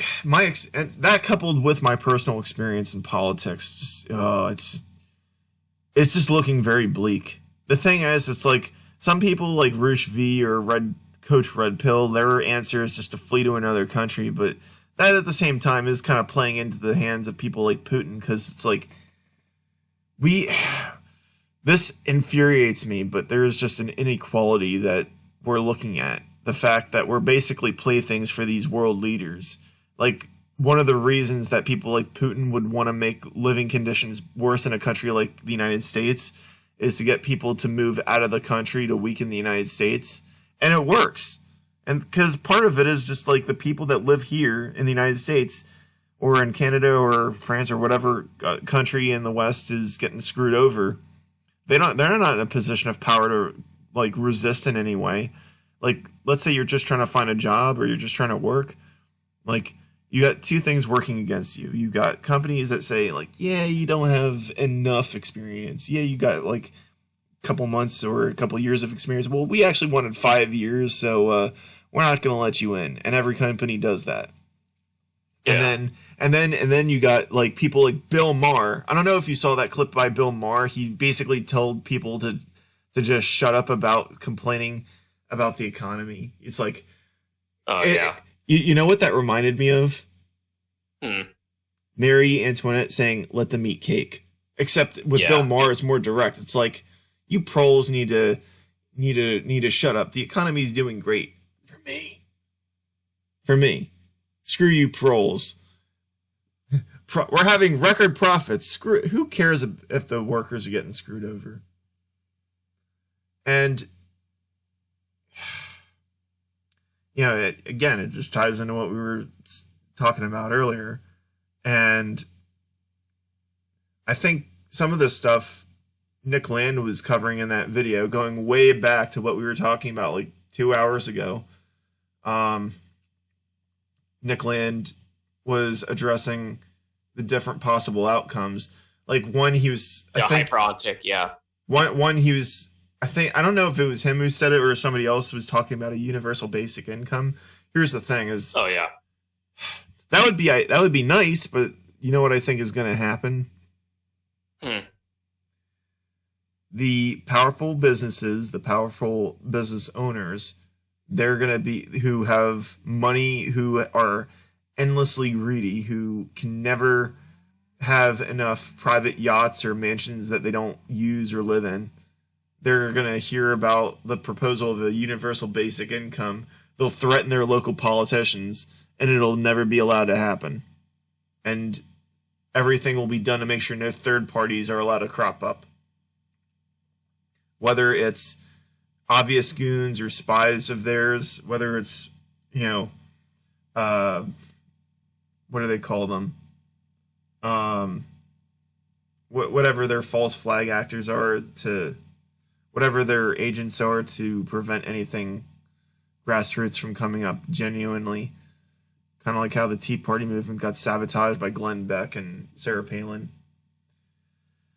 I mean, I guess I'm kind of going off the rails in my analysis, but it's just like universal basic income's not going to happen because the powers that be don't want it to happen. If people are starving, if the majority of the population goes homeless, like in the Great Depression, they don't care. It's not happening to them. Oh, we don't have. Yeah. We don't have enough workers. Well, we'll just automate everything. We'll just have robots do everything. We'll have a few technicians that will overwork, and the rest, they could die for all we care. We don't care. In fact, we'll have the cops, who are class traitors, move the refuse out of my view of the sunset. I'm trying to have somebody. I'm trying to have this robot take this picture of me sipping my Pinot Noir in the sunset at the right angle with the right amount of sunlight. I can't have these homeless people be photobombing me by existing where it's inconvenient for me. That's basically the attitude that the powerful people in this country have. It's utterly revolting. Yeah. And the thing that pisses me off the most is that, the police, the government, they have drones, they have computers, they have a lot of tools at their disposal. And the only chink in their armor is just people who are hackers who could potentially screw with all their technology. Because one weakness that companies have is they are very lazy when it comes to, defending themselves. They're very lazy when it comes up to setting things up. BP was a perfect example of this. That BP oil spill that happened. They weren't being careful, and that led up to the oil spill. And because I watched a documentary about this years ago. They had a website up about the whole thing, and the website was full of adware and virus pop-up porn ads that were popping up because they didn't care to set it up properly. But this sort of thing happens all the time.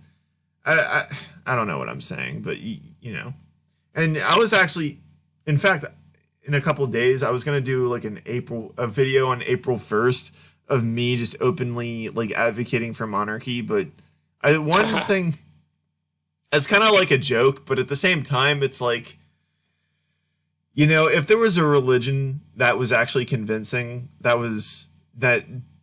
wasn't exploited by people who want to control people's sex lives, that would actually keep everybody from being evil, then things wouldn't be so bad probably. But instead, we're here where we're at, and it's very depressing. Yeah, and just two notes on that, especially with UBI. I think that there's a tragedy. It's a political tragedy or political crisis with working class and the left more broadly, with how they view democracy versus how actual power functions in government.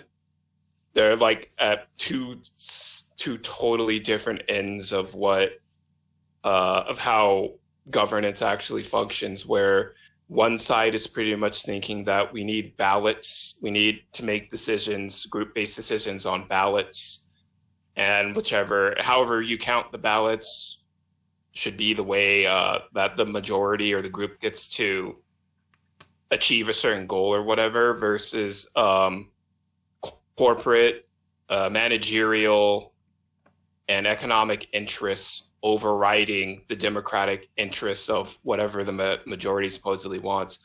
And I say that as a person that I take an anti-democratic stance. I don't believe in democracy.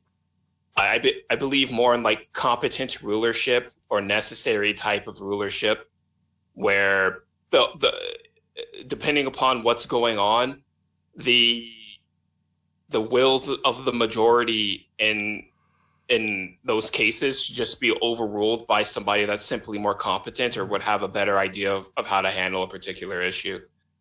UBI, I think for reasons that you pointed out, UBI is not going to happen. Yes, of course. The ruling classes, those that have the money and the prestige and the wealth, they're not gonna do it. But also, I think that the left has this unrealistic standard of what they think democracy is, and you really have to ask yourself, why is it that if democracy is supposed to be the socially real way of negotiating amongst actors, why can't they vote or have democracy? They can't vote UBI into policy. And the people that are proponents of UBI haven't really addressed that. So that tells me that UBI is something that might sound really good, But the saying, if it's oftentimes sounds too good to be true, then it oftentimes is. And there was like one other thing I think I wanted to mention.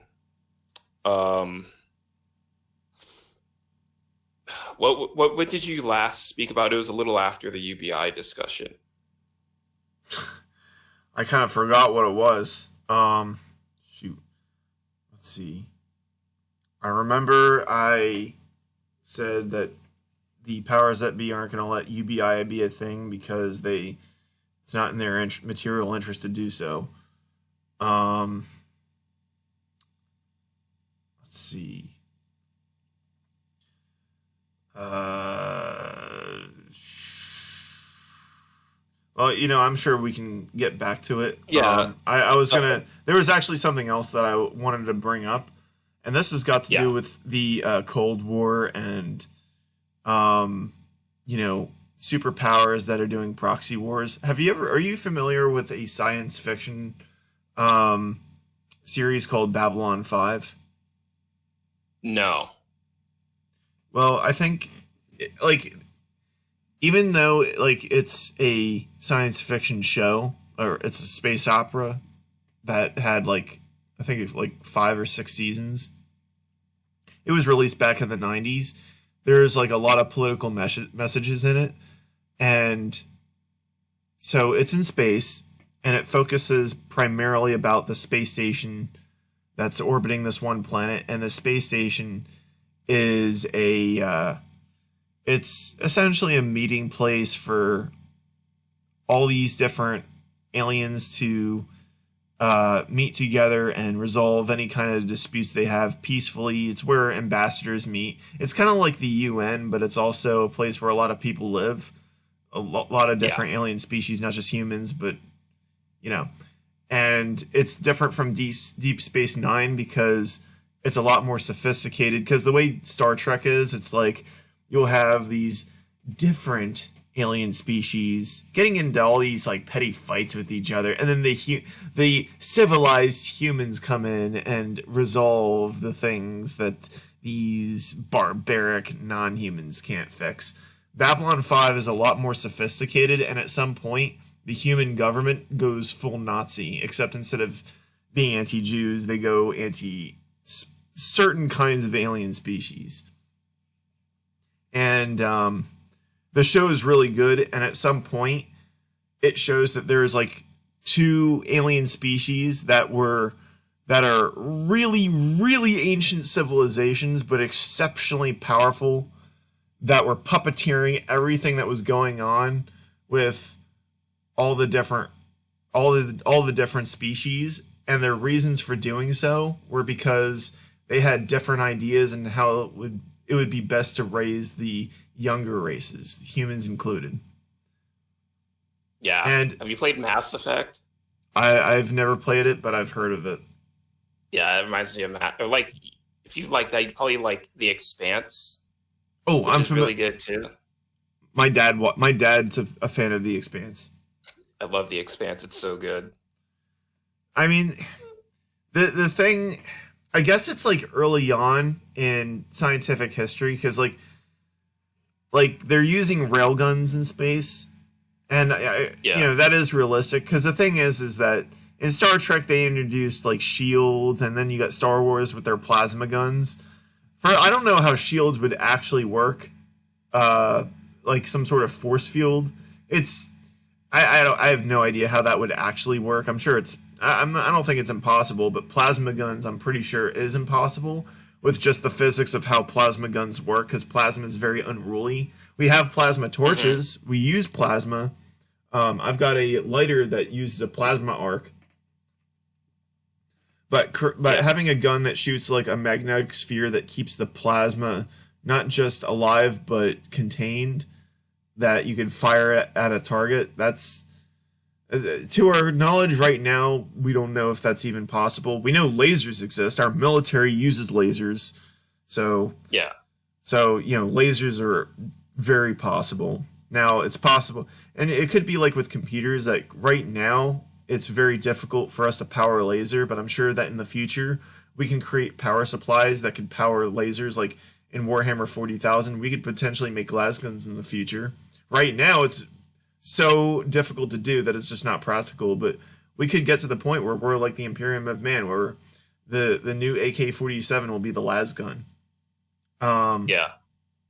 But I'm familiar. But yeah, basically, I'm familiar with the Expanse. I know that Earth and Mars had a civil war, and then there is like another faction that got involved. And well, I don't know. I'm not as familiar with the Expanse as I am Babylon 5, but I know of it. I wasn't a huge fan that they gave up this one character a potty mouth to the point where even the actress playing as her balked at it. Yeah. That's one thing I kind of missed about Babylon 5 is that, you know, that wasn't very common, and when it was usually like more of it was a rarity. Like no one really like was that vulgar, and it was usually pretty. I mean, it was also during the 90s when the religious right were kind of at the height of their power, or when they were like, you know, causing all kinds of problems. But you know, the show was still pretty good. Babylon 5, because like the two really powerful alien races, from my perspective, it's a very loose, rough analogy to the United States and the Soviet Union. Because the United States, even though the Soviet Union was a relatively young country at the time that they rose to power, they were going toe-to-toe with the United States, which, as Nikita Khrushchev said, was around for over 100 years by that point. Yeah. Like, some people look at the United States as almost being like a successor of the Roman Republic in that we have a lot of similarities. Old republics that are very powerful militaries, very expansive, and seen as, if not like the center of civilization, a country that you would compare your country to if you're boasting about power. Because like when China wants to show off, like when they talk about the Chinese dream, they're clearly in a lot of ways they model themselves after the United States. And I mean, like, Chinese dream, where do you think Xi Jinping got that idea from? Probably I get it. You know, I feel like I'm going off on a tangent again, but it's you see where like a lot of that stuff is. And I feel like on the one hand, we kind of did deviate a lot from talking about manosphere and stuff like MGTOW and men's rights stuff. And it's not that I don't care about that stuff anymore, but I'm starting to get over myself a little bit and see the bigger picture that we're all pawns that are being puppeteered by very powerful interests. And I'm still in the men's rights subreddit, like both MGTOW Reddit got banned, which is a topic that I covered in a video of mine. But at the same time, you know, it's like, do you not see what's going on here? Like you've got governments and businesses that want us fighting each other, so that way we're not uniting against them. Not that I'm like looking forward to uniting with these feminazi types or these people, these IBMOR types that hate white people, but at the same time, it's like we're being used, you know? And maybe you can like shed some light on, like, do you think that I feel like I've asked this before, but I'm going to ask it again for clarity.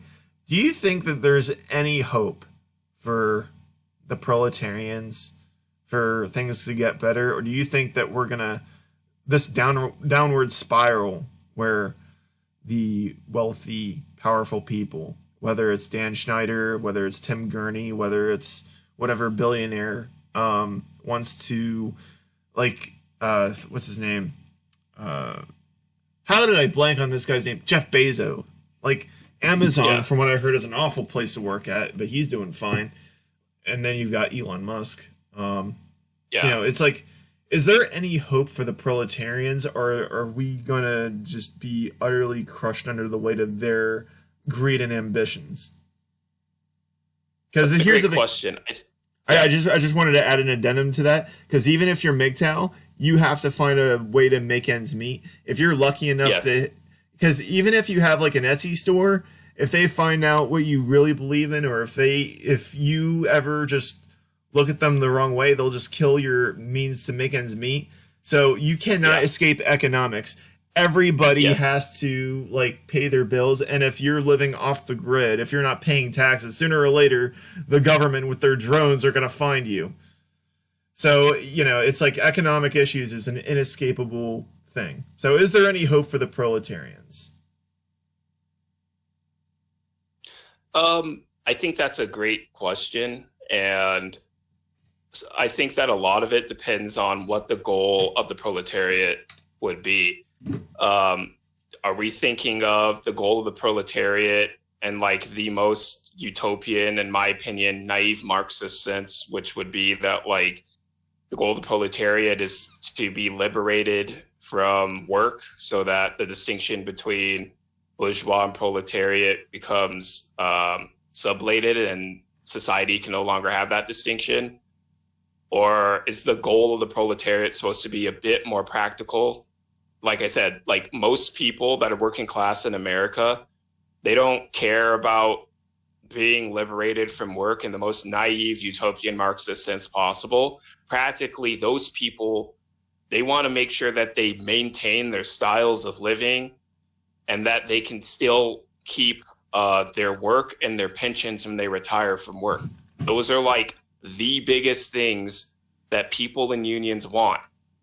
And when you have political candidates not doing their work on those things, people in unions are going to get angry, and I can understand why. Mm-hmm. But of course,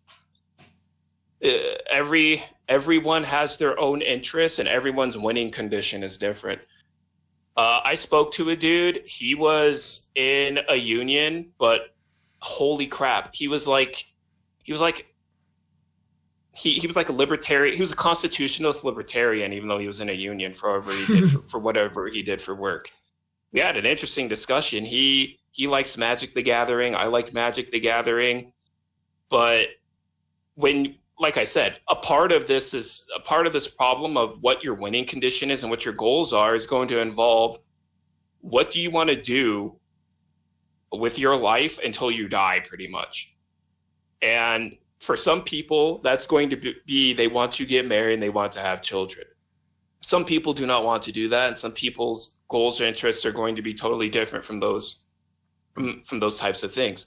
But if your goal is you want to be married and you want to have children, you're going to have to make decisions with what you're going to do with your wages that you get from working wherever you're at. Mm-hmm. And depending on your work, if you're in a union working at like a car plant or whatever, you can't really leave the country to go find a wife in the Philippines or in South America or whatever, unless you want to bring her back.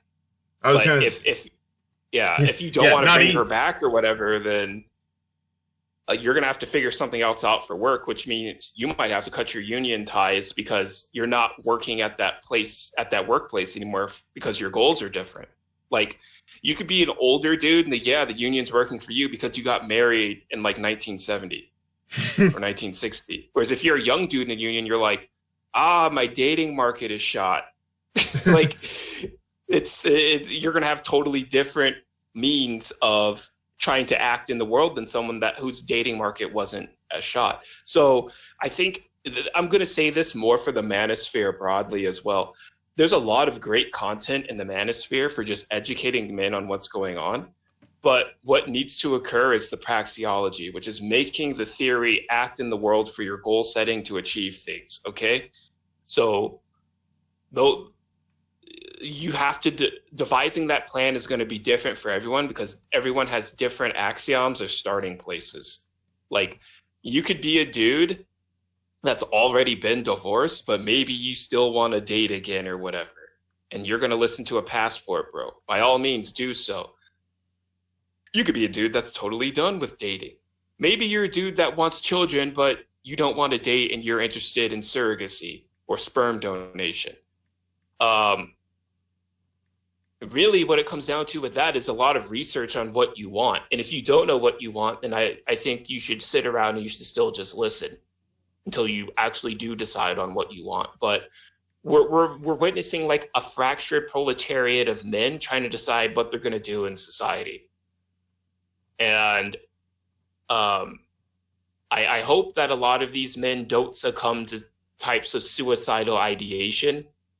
That is definitely going up, and that is very concerning. Even though I am a person that is in favor of a type of right to die, but I don't.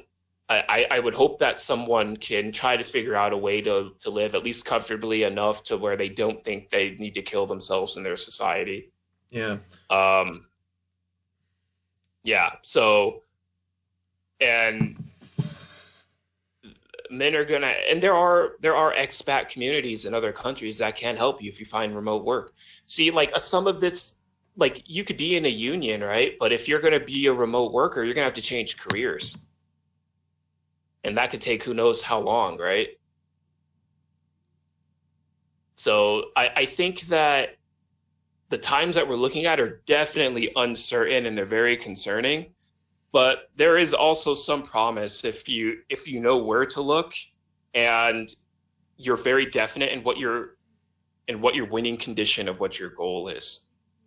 I think the goal setting behavior is extremely important, and one of the issues that I kind of have in the discussion between like determinism and free will is like if you're a determinist, I think that kind of just gives people an out to not try to set goals to try to improve their lives, no matter how idiosyncratic and how individualistic that goal might be. I think that if you have that goal and you achieve it, you'll feel a lot better. But the thing that it comes down to is decision making, and there is, of course, the play of subjectivity where what might work for one person might not work for another.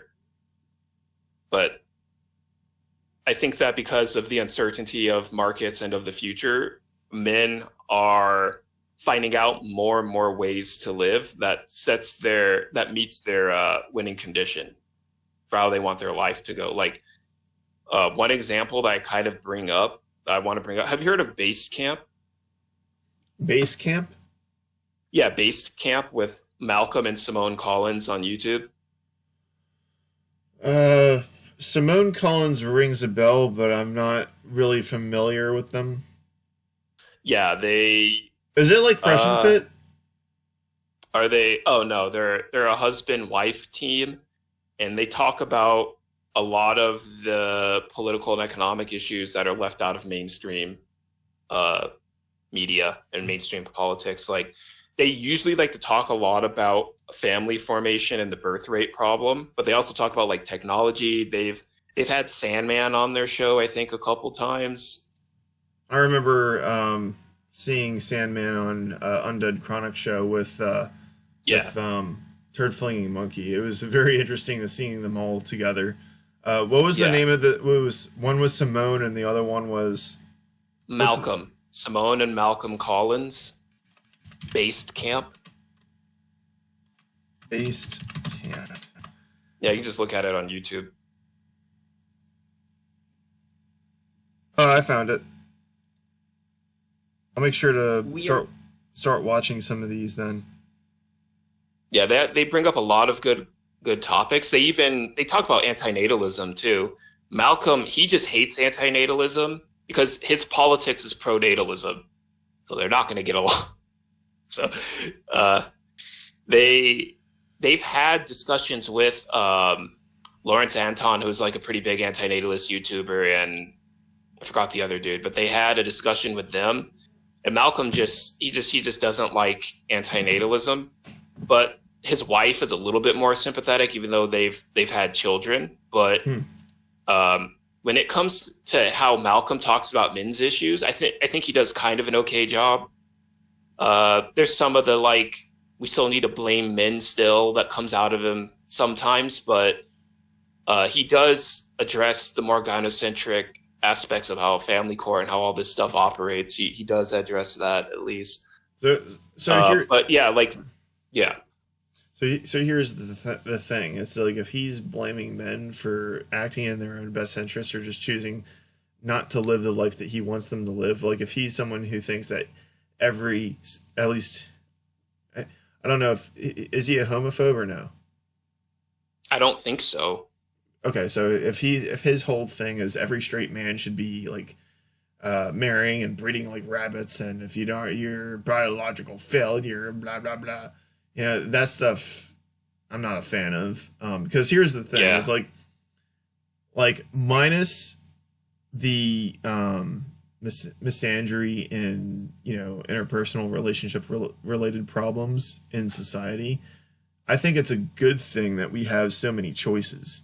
Like the problems that we talked about earlier, like if it wasn't for all of that, then things would be pretty good right now. I mean, you can choose whether or not you have access to contraception. You can choose not to have children. You can choose to not, you know, get into a relationship as long as you don't have like parents or an environment that forces you into it. But here's the thing: is that the government laws on the books, like no one's allowed to do that. There was the Fundamentalist Church of Christ of Latter-day Saints, Fundamentalist Mormons out in the Midwest. There was this one real creepy like pedo pastor who was like forcing children to marry against their will. The feds caught wind of it and arrested and imprisoned everybody who was responsible for facilitating that, including the ringleader. I don't remember what the guy's name was. He was a skinny white dude with glasses and a real creepy looking face. But, you know, you do that here in the United States, you go to jail. You can't be like, oh, well, the children said their wedding vows. Like, no, you can't marry children. Any wedding vows that they say are nullified because they can't give, you know, informed consent. But in India, for example, you know, forced marriage of children happens in Western Bihar all the time. And the government will be like, oh, well, they said their wedding vows, so we're not going to rescue them. So as bad as things are here, there's places where things are a lot worse. And that's just one example. I heard that the Taliban do that too. Yeah, that's a conflict of like culture and how patriarchal are we going to arrange society and all that stuff. And I don't view patriarchy as a dirty word. And by the way, it's not just little girls it's not just little girls being forced to marry. It's also little boys too. I think I've covered that on my channel. Yeah, a lot of that comes down to like familial relations and certain incentives for why families might want to get in sort of a contract like that. And I do realize that certain theories about rights gets brought up and what rights get to be violated in those relations. But like, I see it as a cultural conflict. So one of the things that I think is contradictory about like your typical liberal or typical even kind of leftist thinker that believes in a type of cultural or even moral relativism is like, do you have a problem with, they have a problem with like patriarchy and they're pro-feminist for the most part, but they don't want to criticize another culture's patriarchal assemblage or patriarchal construction of how they make their social relations in society. Like, how can you be a cultural or moral relativist but think that how another society constitutes itself is problematic on either moral or cultural grounds? I would say that, well, yeah, I agree with you. I think it's a combination of cowardice and like the logical conclusion of their politics. And I would also like to kind of just shoehorn here that it's not all progressives, because remember that discussion that I talked about between Sargon of Akkad and the Progressive Voice?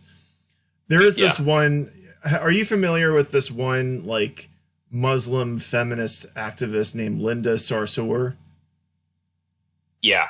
She's like a like pro-Muslim activist, but also she's a feminist. And I remember the discussion between Sargon of Akkad and the Progressive Voice. Like the Progressive Voice is asking him, like, okay, well, if you don't like progressives, but you think I'm all right, like what kind of progressives do you despise? And he brought up Linda Sarsour, and the Progressive Voice is like, yeah, Linda Sarsour is an idiot. for thinking that she's a decent Muslim and able to be a feminist at the same time. It's like, no, you can't. Islam is not compatible with that. Now, here's the thing: is with like yeah. like anybody who's done even anybody with rudimentary knowledge of how Islam works, it's like I've talked like 10 years ago. I used to talk with this one guy on Steam. He's since cut me off because he was going into like stalker territory. There was this guy who grew up in a Muslim family in Maldives, and he managed to escape. He managed to escape it. He's like, Islam basically allows the father to just do whatever they want to their wife and kids. At least the way it was being used where he was living. Apparently, Maldives is a Islamist country. Like last I checked, the law is that the population has to be 100% Muslim, and anybody who's an apostate will have something bad happen to them. Oh boy. Yeah. There was a YouTube video of this. There is some. I think he was like a public speaker, like a public speaker about Islam. I think he was actually Indian, but he's a Muslim guy, and he was doing like this tour. He went to he was hosting this event in Maldives, and the microphone was going around to people, kind of like when people were doing their debates with Ben Shapiro. Well, there was one Maldivian who was an atheist. I don't remember. I gotta find this video. I don't remember exactly where I found it, but it was on YouTube, and he was. I didn't watch it the whole way through, but I read that this guy got beaten up by the other people in the crowd for being an apostate, and they forced him back into Islam. But he was having this like hour or so long discussion with this. I don't know if he was an imam or just a guy who was like promoting Islam, but yeah. Yeah, real feminist religion, Islam. But yeah, like they're basically the difference between. I don't mean to interrupt, but I just wanted to add this. Yeah, no worries. People like the progressive voice. Like, he does talk about some social issues sometimes, but he's more he's definitely an example of somebody who's more focused on economics. He's a big supporter of Bernie Sanders. But if you ever Sargon of Akkad, like, ever ask him about people like Linda Sarsour, who are the kind of people you and Sargon talk about, he doesn't have a very high opinion of them. But at the same time, like, if you have actual like harassment of Muslim people, like for no good reason happening, like bigotry territory, that's where he would start like saying like, yeah, no, that's unacceptable. To differentiate between people who criticize Islam to a reasonable degree versus people who just hate certain kinds of people. Yeah, and I remember like a few years ago, there used to be this there's a certain saying that would just show the contradiction between trying to hold like the progressive feminist values and more Islamic considerations of identity. And it was like, Islam is right about women. And it's like, well, if you're a progressive, the progressives were saying that like saying something like that was racist or it was Islamophobic or whatever. And it's like, well, is it Islamophobic or is it sexist? And like the progressives would have to decide that. And it was like really funny. Yeah, but I honestly think, yeah. Because I think it was Vice. They had a British, like, I don't know if she was Muslim or of Muslim descent, like, they had a female reporter that was from somewhere in Britain go to Afghanistan, interview the Taliban. I think this was after the Taliban took over a couple of years ago. Yeah.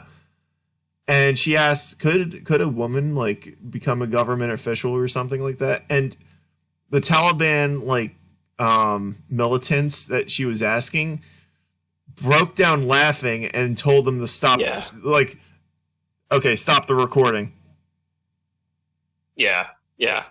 It's like, what kind of people do you think you're talking to? Yeah. and to me, like I said, like patriarchy is not a dirty word. So to me, like if you're going to have patriarchy, like it's either going to be like constructive or it's going to be destructive. And like it just really depends on, and that's like a political problem involving like what rights do people get in society, like women's rights, men's rights, which rights get to be valued more than others, and people pretty much trying to implicate constitutional law into those discussions. And I think that like the more I look into this sort of stuff, the more kind of just despondent and disillusioned I am about theories of jurisprudence, which is theories of law about why do people obey the law? Why do we have legal institutions, pretty much? And I've noticed that there's like a four-way conflict in pretty much every society that has law between like those that enforce the law, those that obey the laws, those that make the laws, and those that break the laws. And of course, you can be like a corrupt lawyer and you can break the law. You can be a corrupt police officer and break the law. So it's not like mutually exclusive. But you can be a Grand Dragon of the Ku Klux Klan and be the sheriff of Baltimore. Yeah, exactly. Which is exactly what happened. Something that that was what was his name? Daryl Davis was the one who exposed that one. Yeah. And I mean, that's just one example. Yeah, and it's just people make I think we have like throughout maybe this has to be addressed through like history of law. Maybe legal historians might get into these debates, but it's just like, what exactly is it that justifies people obeying the law? And if you do not have those that enforce the law, why should law exist? Like, what separates just a bunch of people agreeing on a piece of paper and they follow whatever the piece of paper says from now we have people with weapons enforcing what the piece of paper says, so that if you don't do it, maybe you get punished or you get killed or whatever. I think to be able to answer, I mean, I guess this is more of a rhetorical question for the people that are the powers that be. But for those of us who are not in positions of power, all I can really say is like try to like learn as much about the early history of humanity and see how we got to this point, to try to see if we can analyze what we can do about it. I don't know what can be done. I mean, I'm asking the old Marxian question, or the question that Lenin asked, what is to be done? I know I'm increasingly sounding like either a Marxist or a communist or a socialist, but I gotta admit, like, I don't agree with them on everything, because a lot of them have political positions I don't agree with. Like, a lot of them really hate monarchy, even crown republics, whereas I don't. But at the same time, because I'm not really that convinced of Marxism. I definitely agree with them on a lot of things, but it seems like a lot of them blame private ownership and are perfectly okay with it as long as it's state capitalism, essentially. Because what capitalism is the private ownership of the means of production. But so does that mean it's okay if if all production of goods, if all business, if the state just takes that over, the people that are running the countries? Isn't that kind of like how monarchies worked back in the days when you had mercantilism? Mm-hmm. It's like, and that discussion into mercantilism is like neo-reactionary. Like, that's neo-reactionary adjacent into like what Mencius Moldbug would talk about, how a corporation is pretty much just like a monarchy. The difference between me and somebody like Mencius Moldbug is he'll look at like corporate. I don't want to be accused of putting words in his mouth that he didn't say, but from the interviews that I saw him in with like Tucker Carlson, it seemed like he looks at corporatocracy. He looks at a company like Initech from Office Space, and he gives it a thumbs up. Yeah. So like, because here's the thing, it's like I'm saying that it's that Initech from Office Space is kind of like an absolute monarchy, and I say this is bad. Like I'm not anti-monarchy in general, but it's kind of complicated because you can have monarchies that are good. You can have decent monarchs. I think that Charles the First of England was a decent. I'm an admirer of Charles the First of England, even though he is reviled by most people who take a look back in history. Yeah. And I gotta say, anybody who hates Charles the First but loves Oliver Cromwell is either an idiot or a bigot because of the genocide that he went on to commit against Irish people. And I heard that. Yeah. I don't know. Yeah, I think I just value competency in political leadership. Like, what you call it, whatever that might be, historians and political scientists are always going to try to come, even philosophers are going to try to come up with terms because something happens sociologically where they find a new way of having at least a part of society be managed. That's really just like a game of semantics at that point. Like some person says that it's a monarchy, another person says it's a corporatocracy, another person says it's just how you regularly run a business. So if you can do it competently and a lot of people are achieving their goals and they're making their society good, then I'm all for it. But if it's dysfunctional and it's devolving into garbage, I'm not going to want anything to do with it no matter what you call it. And I am pro Elon at this point. I don't remember if in our last talk if I was anti Elon or not, but I'm very much like pro Elon. So maybe I changed my mind, but I think there's a lot of interesting stuff that's going on with what he's doing, and I prefer X under his rulership or lordship or whatever than whatever piece of shit was managing it before him. Because I did not like what X was long before he went in and bought it. I still call it Twitter. Yeah, Twitter, X, whatever. It's semantics. Like we know what it is. Like I know that it's officially called X now, but I'm still gonna call it Twitter. I mean, the thing is Elon Musk. If you have any kind of politics adjacent to men's rights, and if you support Johnny Depp against Amber Heard, then Elon Musk should probably it should piss you off. I mean, Elon Musk being more sympathetic to the pro Amber Heard side of things, seemingly last I checked, is the reason why I'm not a big fan of the guy. But yeah. Elon Musk is better than the woke progressives that were in charge before him, sure, but I don't expect anybody to be ideal. Everybody in one way or another is gonna disappoint me at something, but Elon, I don't like him, but he's better than what came before, is what I'm saying. Yeah. And yeah, I just like how his companies function, and it's more in line with like the aesthetics that I like with Cyberpunk and like technology and everything. Like he has several vertically integrated companies that churn out value, and people like what they make. Like in my town, if I go driving out with my friend, you know how many Teslas I see on the road?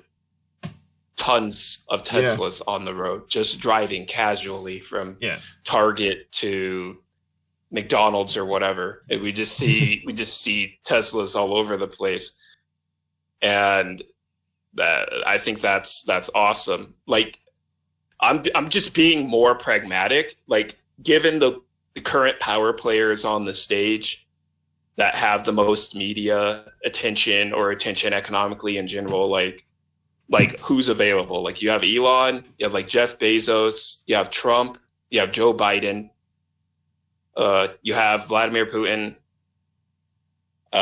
You kind of had Shinzo Abe, but he like got assassinated. So Shinzo Abe.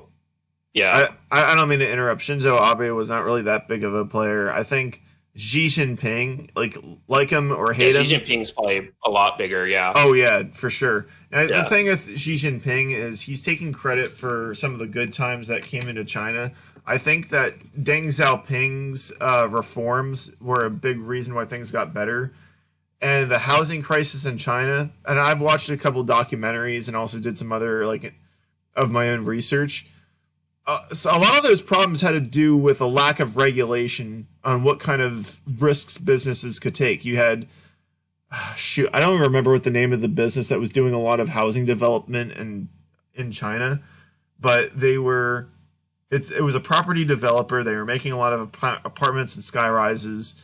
And it's like, hey, nothing but projected growth. So we're just going to keep taking these huge risks. We're going to take on this massive amount of debt. And they kept doing that because they kept getting away with it until they weren't able to. Because at some point they started making buildings that had no purpose, but they were apparently profiting off of just constructing things, regardless of how livable their buildings were or useful their buildings were. And then their good times ended. They got themselves into debt they couldn't pay off. And before you knew it, the government had a crisis on their hands that they tried regulating after the fact, but it was too late and they had to liquidate the company. I don't remember the name of... I'm blanking on it. This was in a documentary because this happened a couple of years ago. Do you know what I'm talking about, do you? Or no? Yeah, is it Evergrande? Yes, Evergrande. Yeah, Evergrande. And what happened in China with that is very much like what happened with our Great Recession. It's kind of like, it reminds me of that SpongeBob episode where Patrick was copying SpongeBob, and SpongeBob runs to what he thinks is his house, and he slams into Patrick's rock, so Patrick copies him and slams into his own house. Yeah. I feel like that's what happened with... It's kind of like how the United States, we had our Vietnam War, and then the Soviet Union had their Vietnam War in Afghanistan. The United States is like, oh, we can do that too, so that we have our experience in Afghanistan, and then we have the problem with the Great Recession in the late 2000s. Yeah, and then caused by deregulation. Thanks to W, with banks giving out loans to people they shouldn't and causing a massive financial crisis. And then you have something similar happening with Evergrande in the People's Republic of China, even though, according to tankies, some tankies at least, China is supposed to be this glorious state of the people, a worker state, revolutionary worker state, even though that's not what I'm looking at.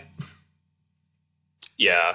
And then, of course, you have like one that's kind of up and coming would be like Nayib Bukele from, I think, El Salvador. A lot of people are liking his policies on crime. So he's kind of coming up there. Yeah. Then you have like Benjamin Netanyahu.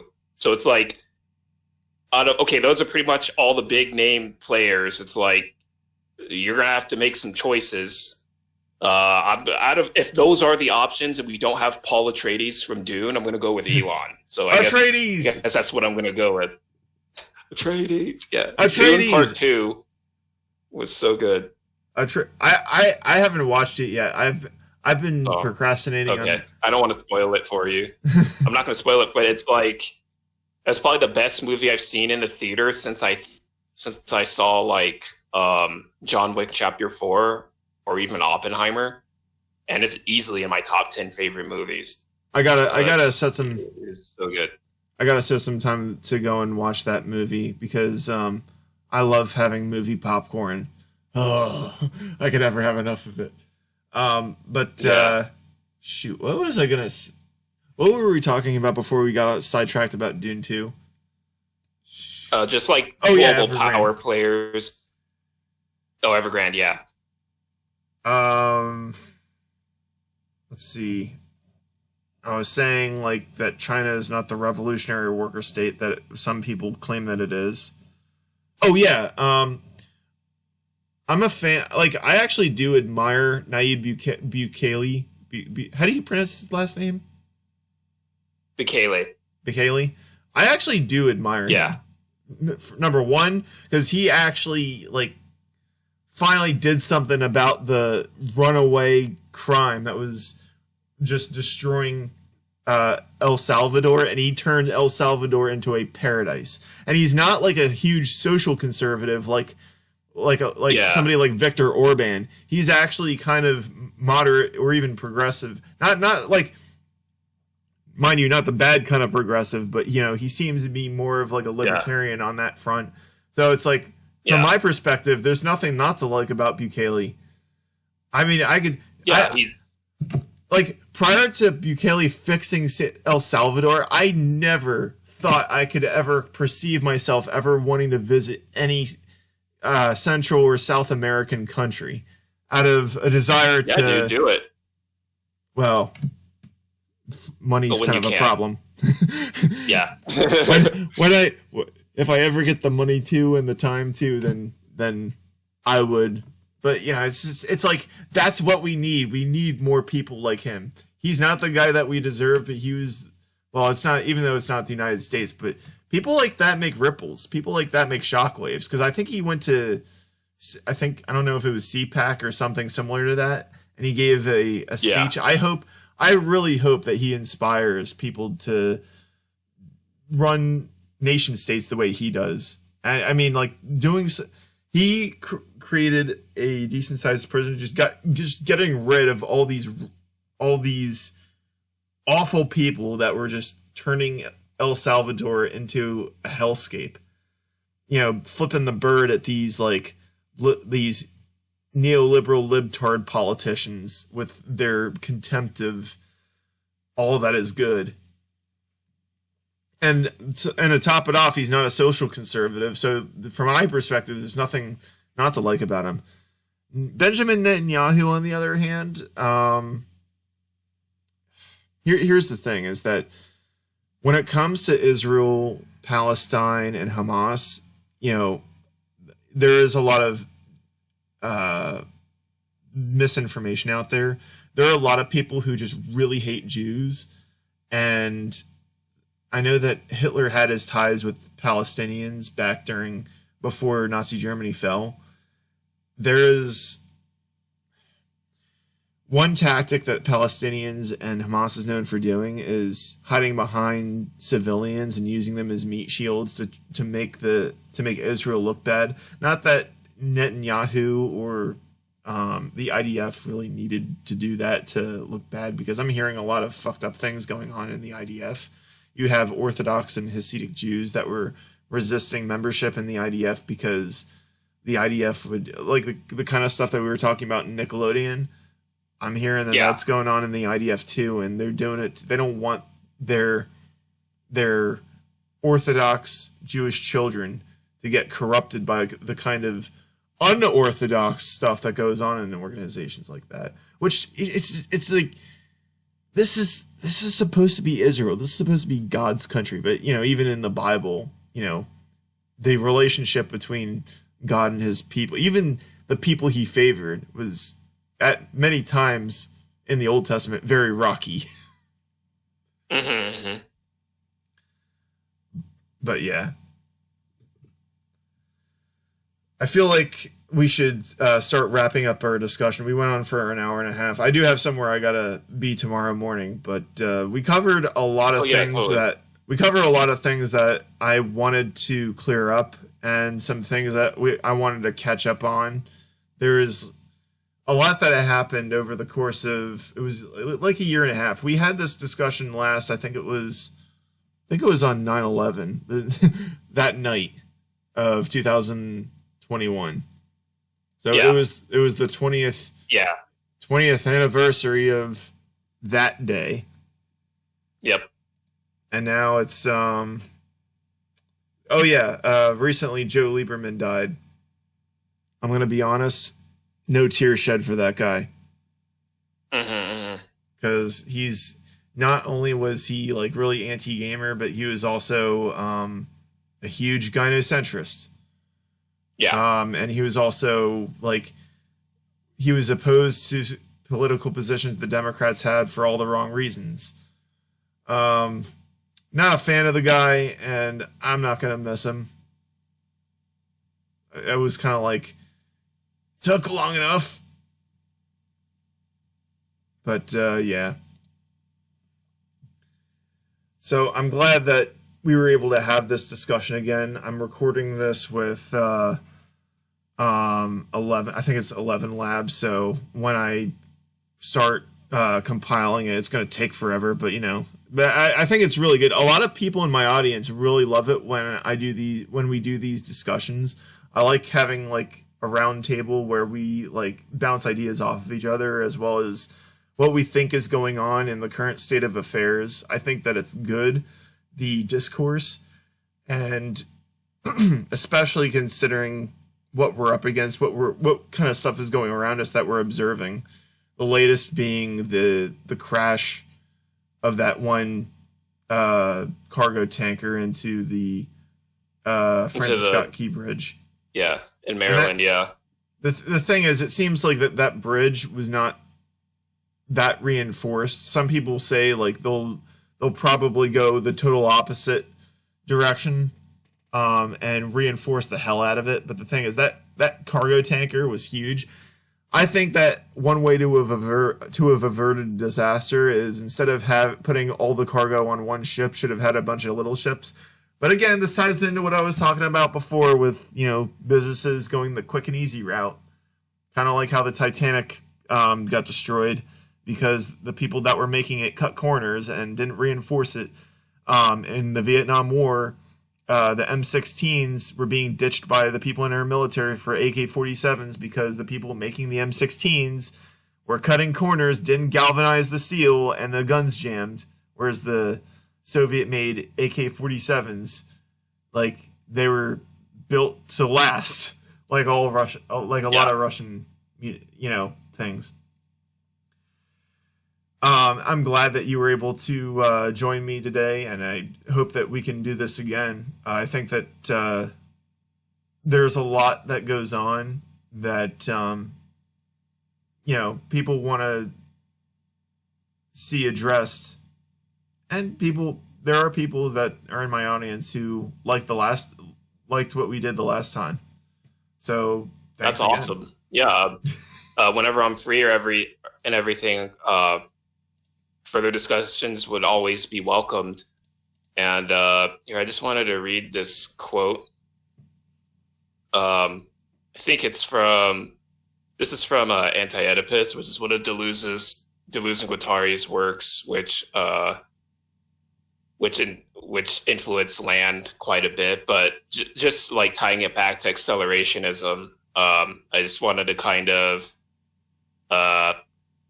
just really hit that point home. So he says, like, perhaps the flows are not yet deterritorialized enough, not decoded enough from the viewpoint of a theory and a practice of a highly schizophrenic character, not to withdraw from the process, but to go further, to accelerate the process, as Nietzsche put it, in this matter. The truth is that we have not seen anything yet. So there's a lot of uncertainty. There's going to be continual contractions, retractions of markets, and the proletariat, or what's left of it, are pretty much just going to have to figure out what's going to allow them to have their winning condition.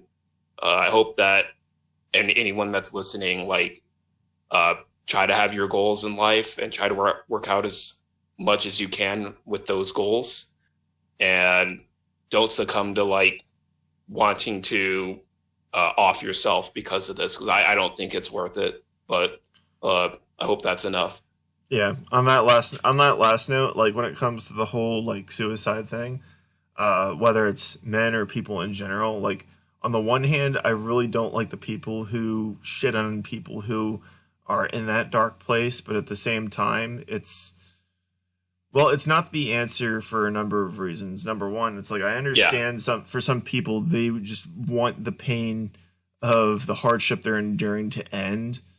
But like the reality is that if the power of the people is each other, them like you offing yourself is exactly what the powers that be want. You Yeah. being opposed to their material interest is an inconvenience for them. They want you to kill yourself because like they don't really need you if they can automate whatever job you would otherwise be occupying. Because they don't care. Like these billionaires, these people like Tim Gurney, not only do they hate you, but they would throw you like they would discard you in a heartbeat. They don't care about you. They don't have to care about you. And the only real recourse we might have is to fight one way or another, whether it's literally, whether it's via hacking, whether it's via protest, whether it's via lobbying, which probably isn't that effective. But the point I'm trying to make here is just while it's understandable to want to take yourself out of the situation, this is at some point we need to make a stand. Maybe I'm not the best person to talk about this because it's a subject that's probably to a large degree over my head, and maybe I'm not saying the right things. But at the same time, you know, people need you, and we all make ripples in the existence that we live, and the things that we do create waves. Maybe you don't always see those effects that you have on other people. Like if you write a book and you publish it, for all you know, like somebody in some like third world country might be reading it. Like the most unlikely person might just pick it up, you know, out in the middle of nowhere and start reading it, and you might influence them. Kind of like how Karl Marx did to Vladimir Lenin. Vladimir Lenin became hugely influential. Leningrad may have been renamed to back to St. Petersburg, but Ulyanovsk is still what it is. I mean, Vladimir Lenin, huge influence over Russia, still heavily revered there. And he was influenced by a man who never lived to see the influence that he had. He died penniless. All he had was a lifelong friend of his who was kind enough to give him a place to live, but at the same time, ironically was part of the class that he was heavily critical of. But I digress. I'm going off on a tangent again. But that's just what I wanted to say to address that. I meant to actually address that earlier in the discussion, but I got sidetracked. So yeah, totally. That's pretty much all I have to say for now. The next time a big issue crops up, I'll make sure to I'll probably contact you so that way we could talk about it. When I'm free and when you're free. I don't know. We're probably in different time zones, so we'll have to work to make sure that we're aiming for the exact same time. Yeah, that's fine. All right. Well, I'm going to be signing off, so take care. Have a good night. All right. See you. Have a good one. It's great talking with you. See you again. Good night. Yep.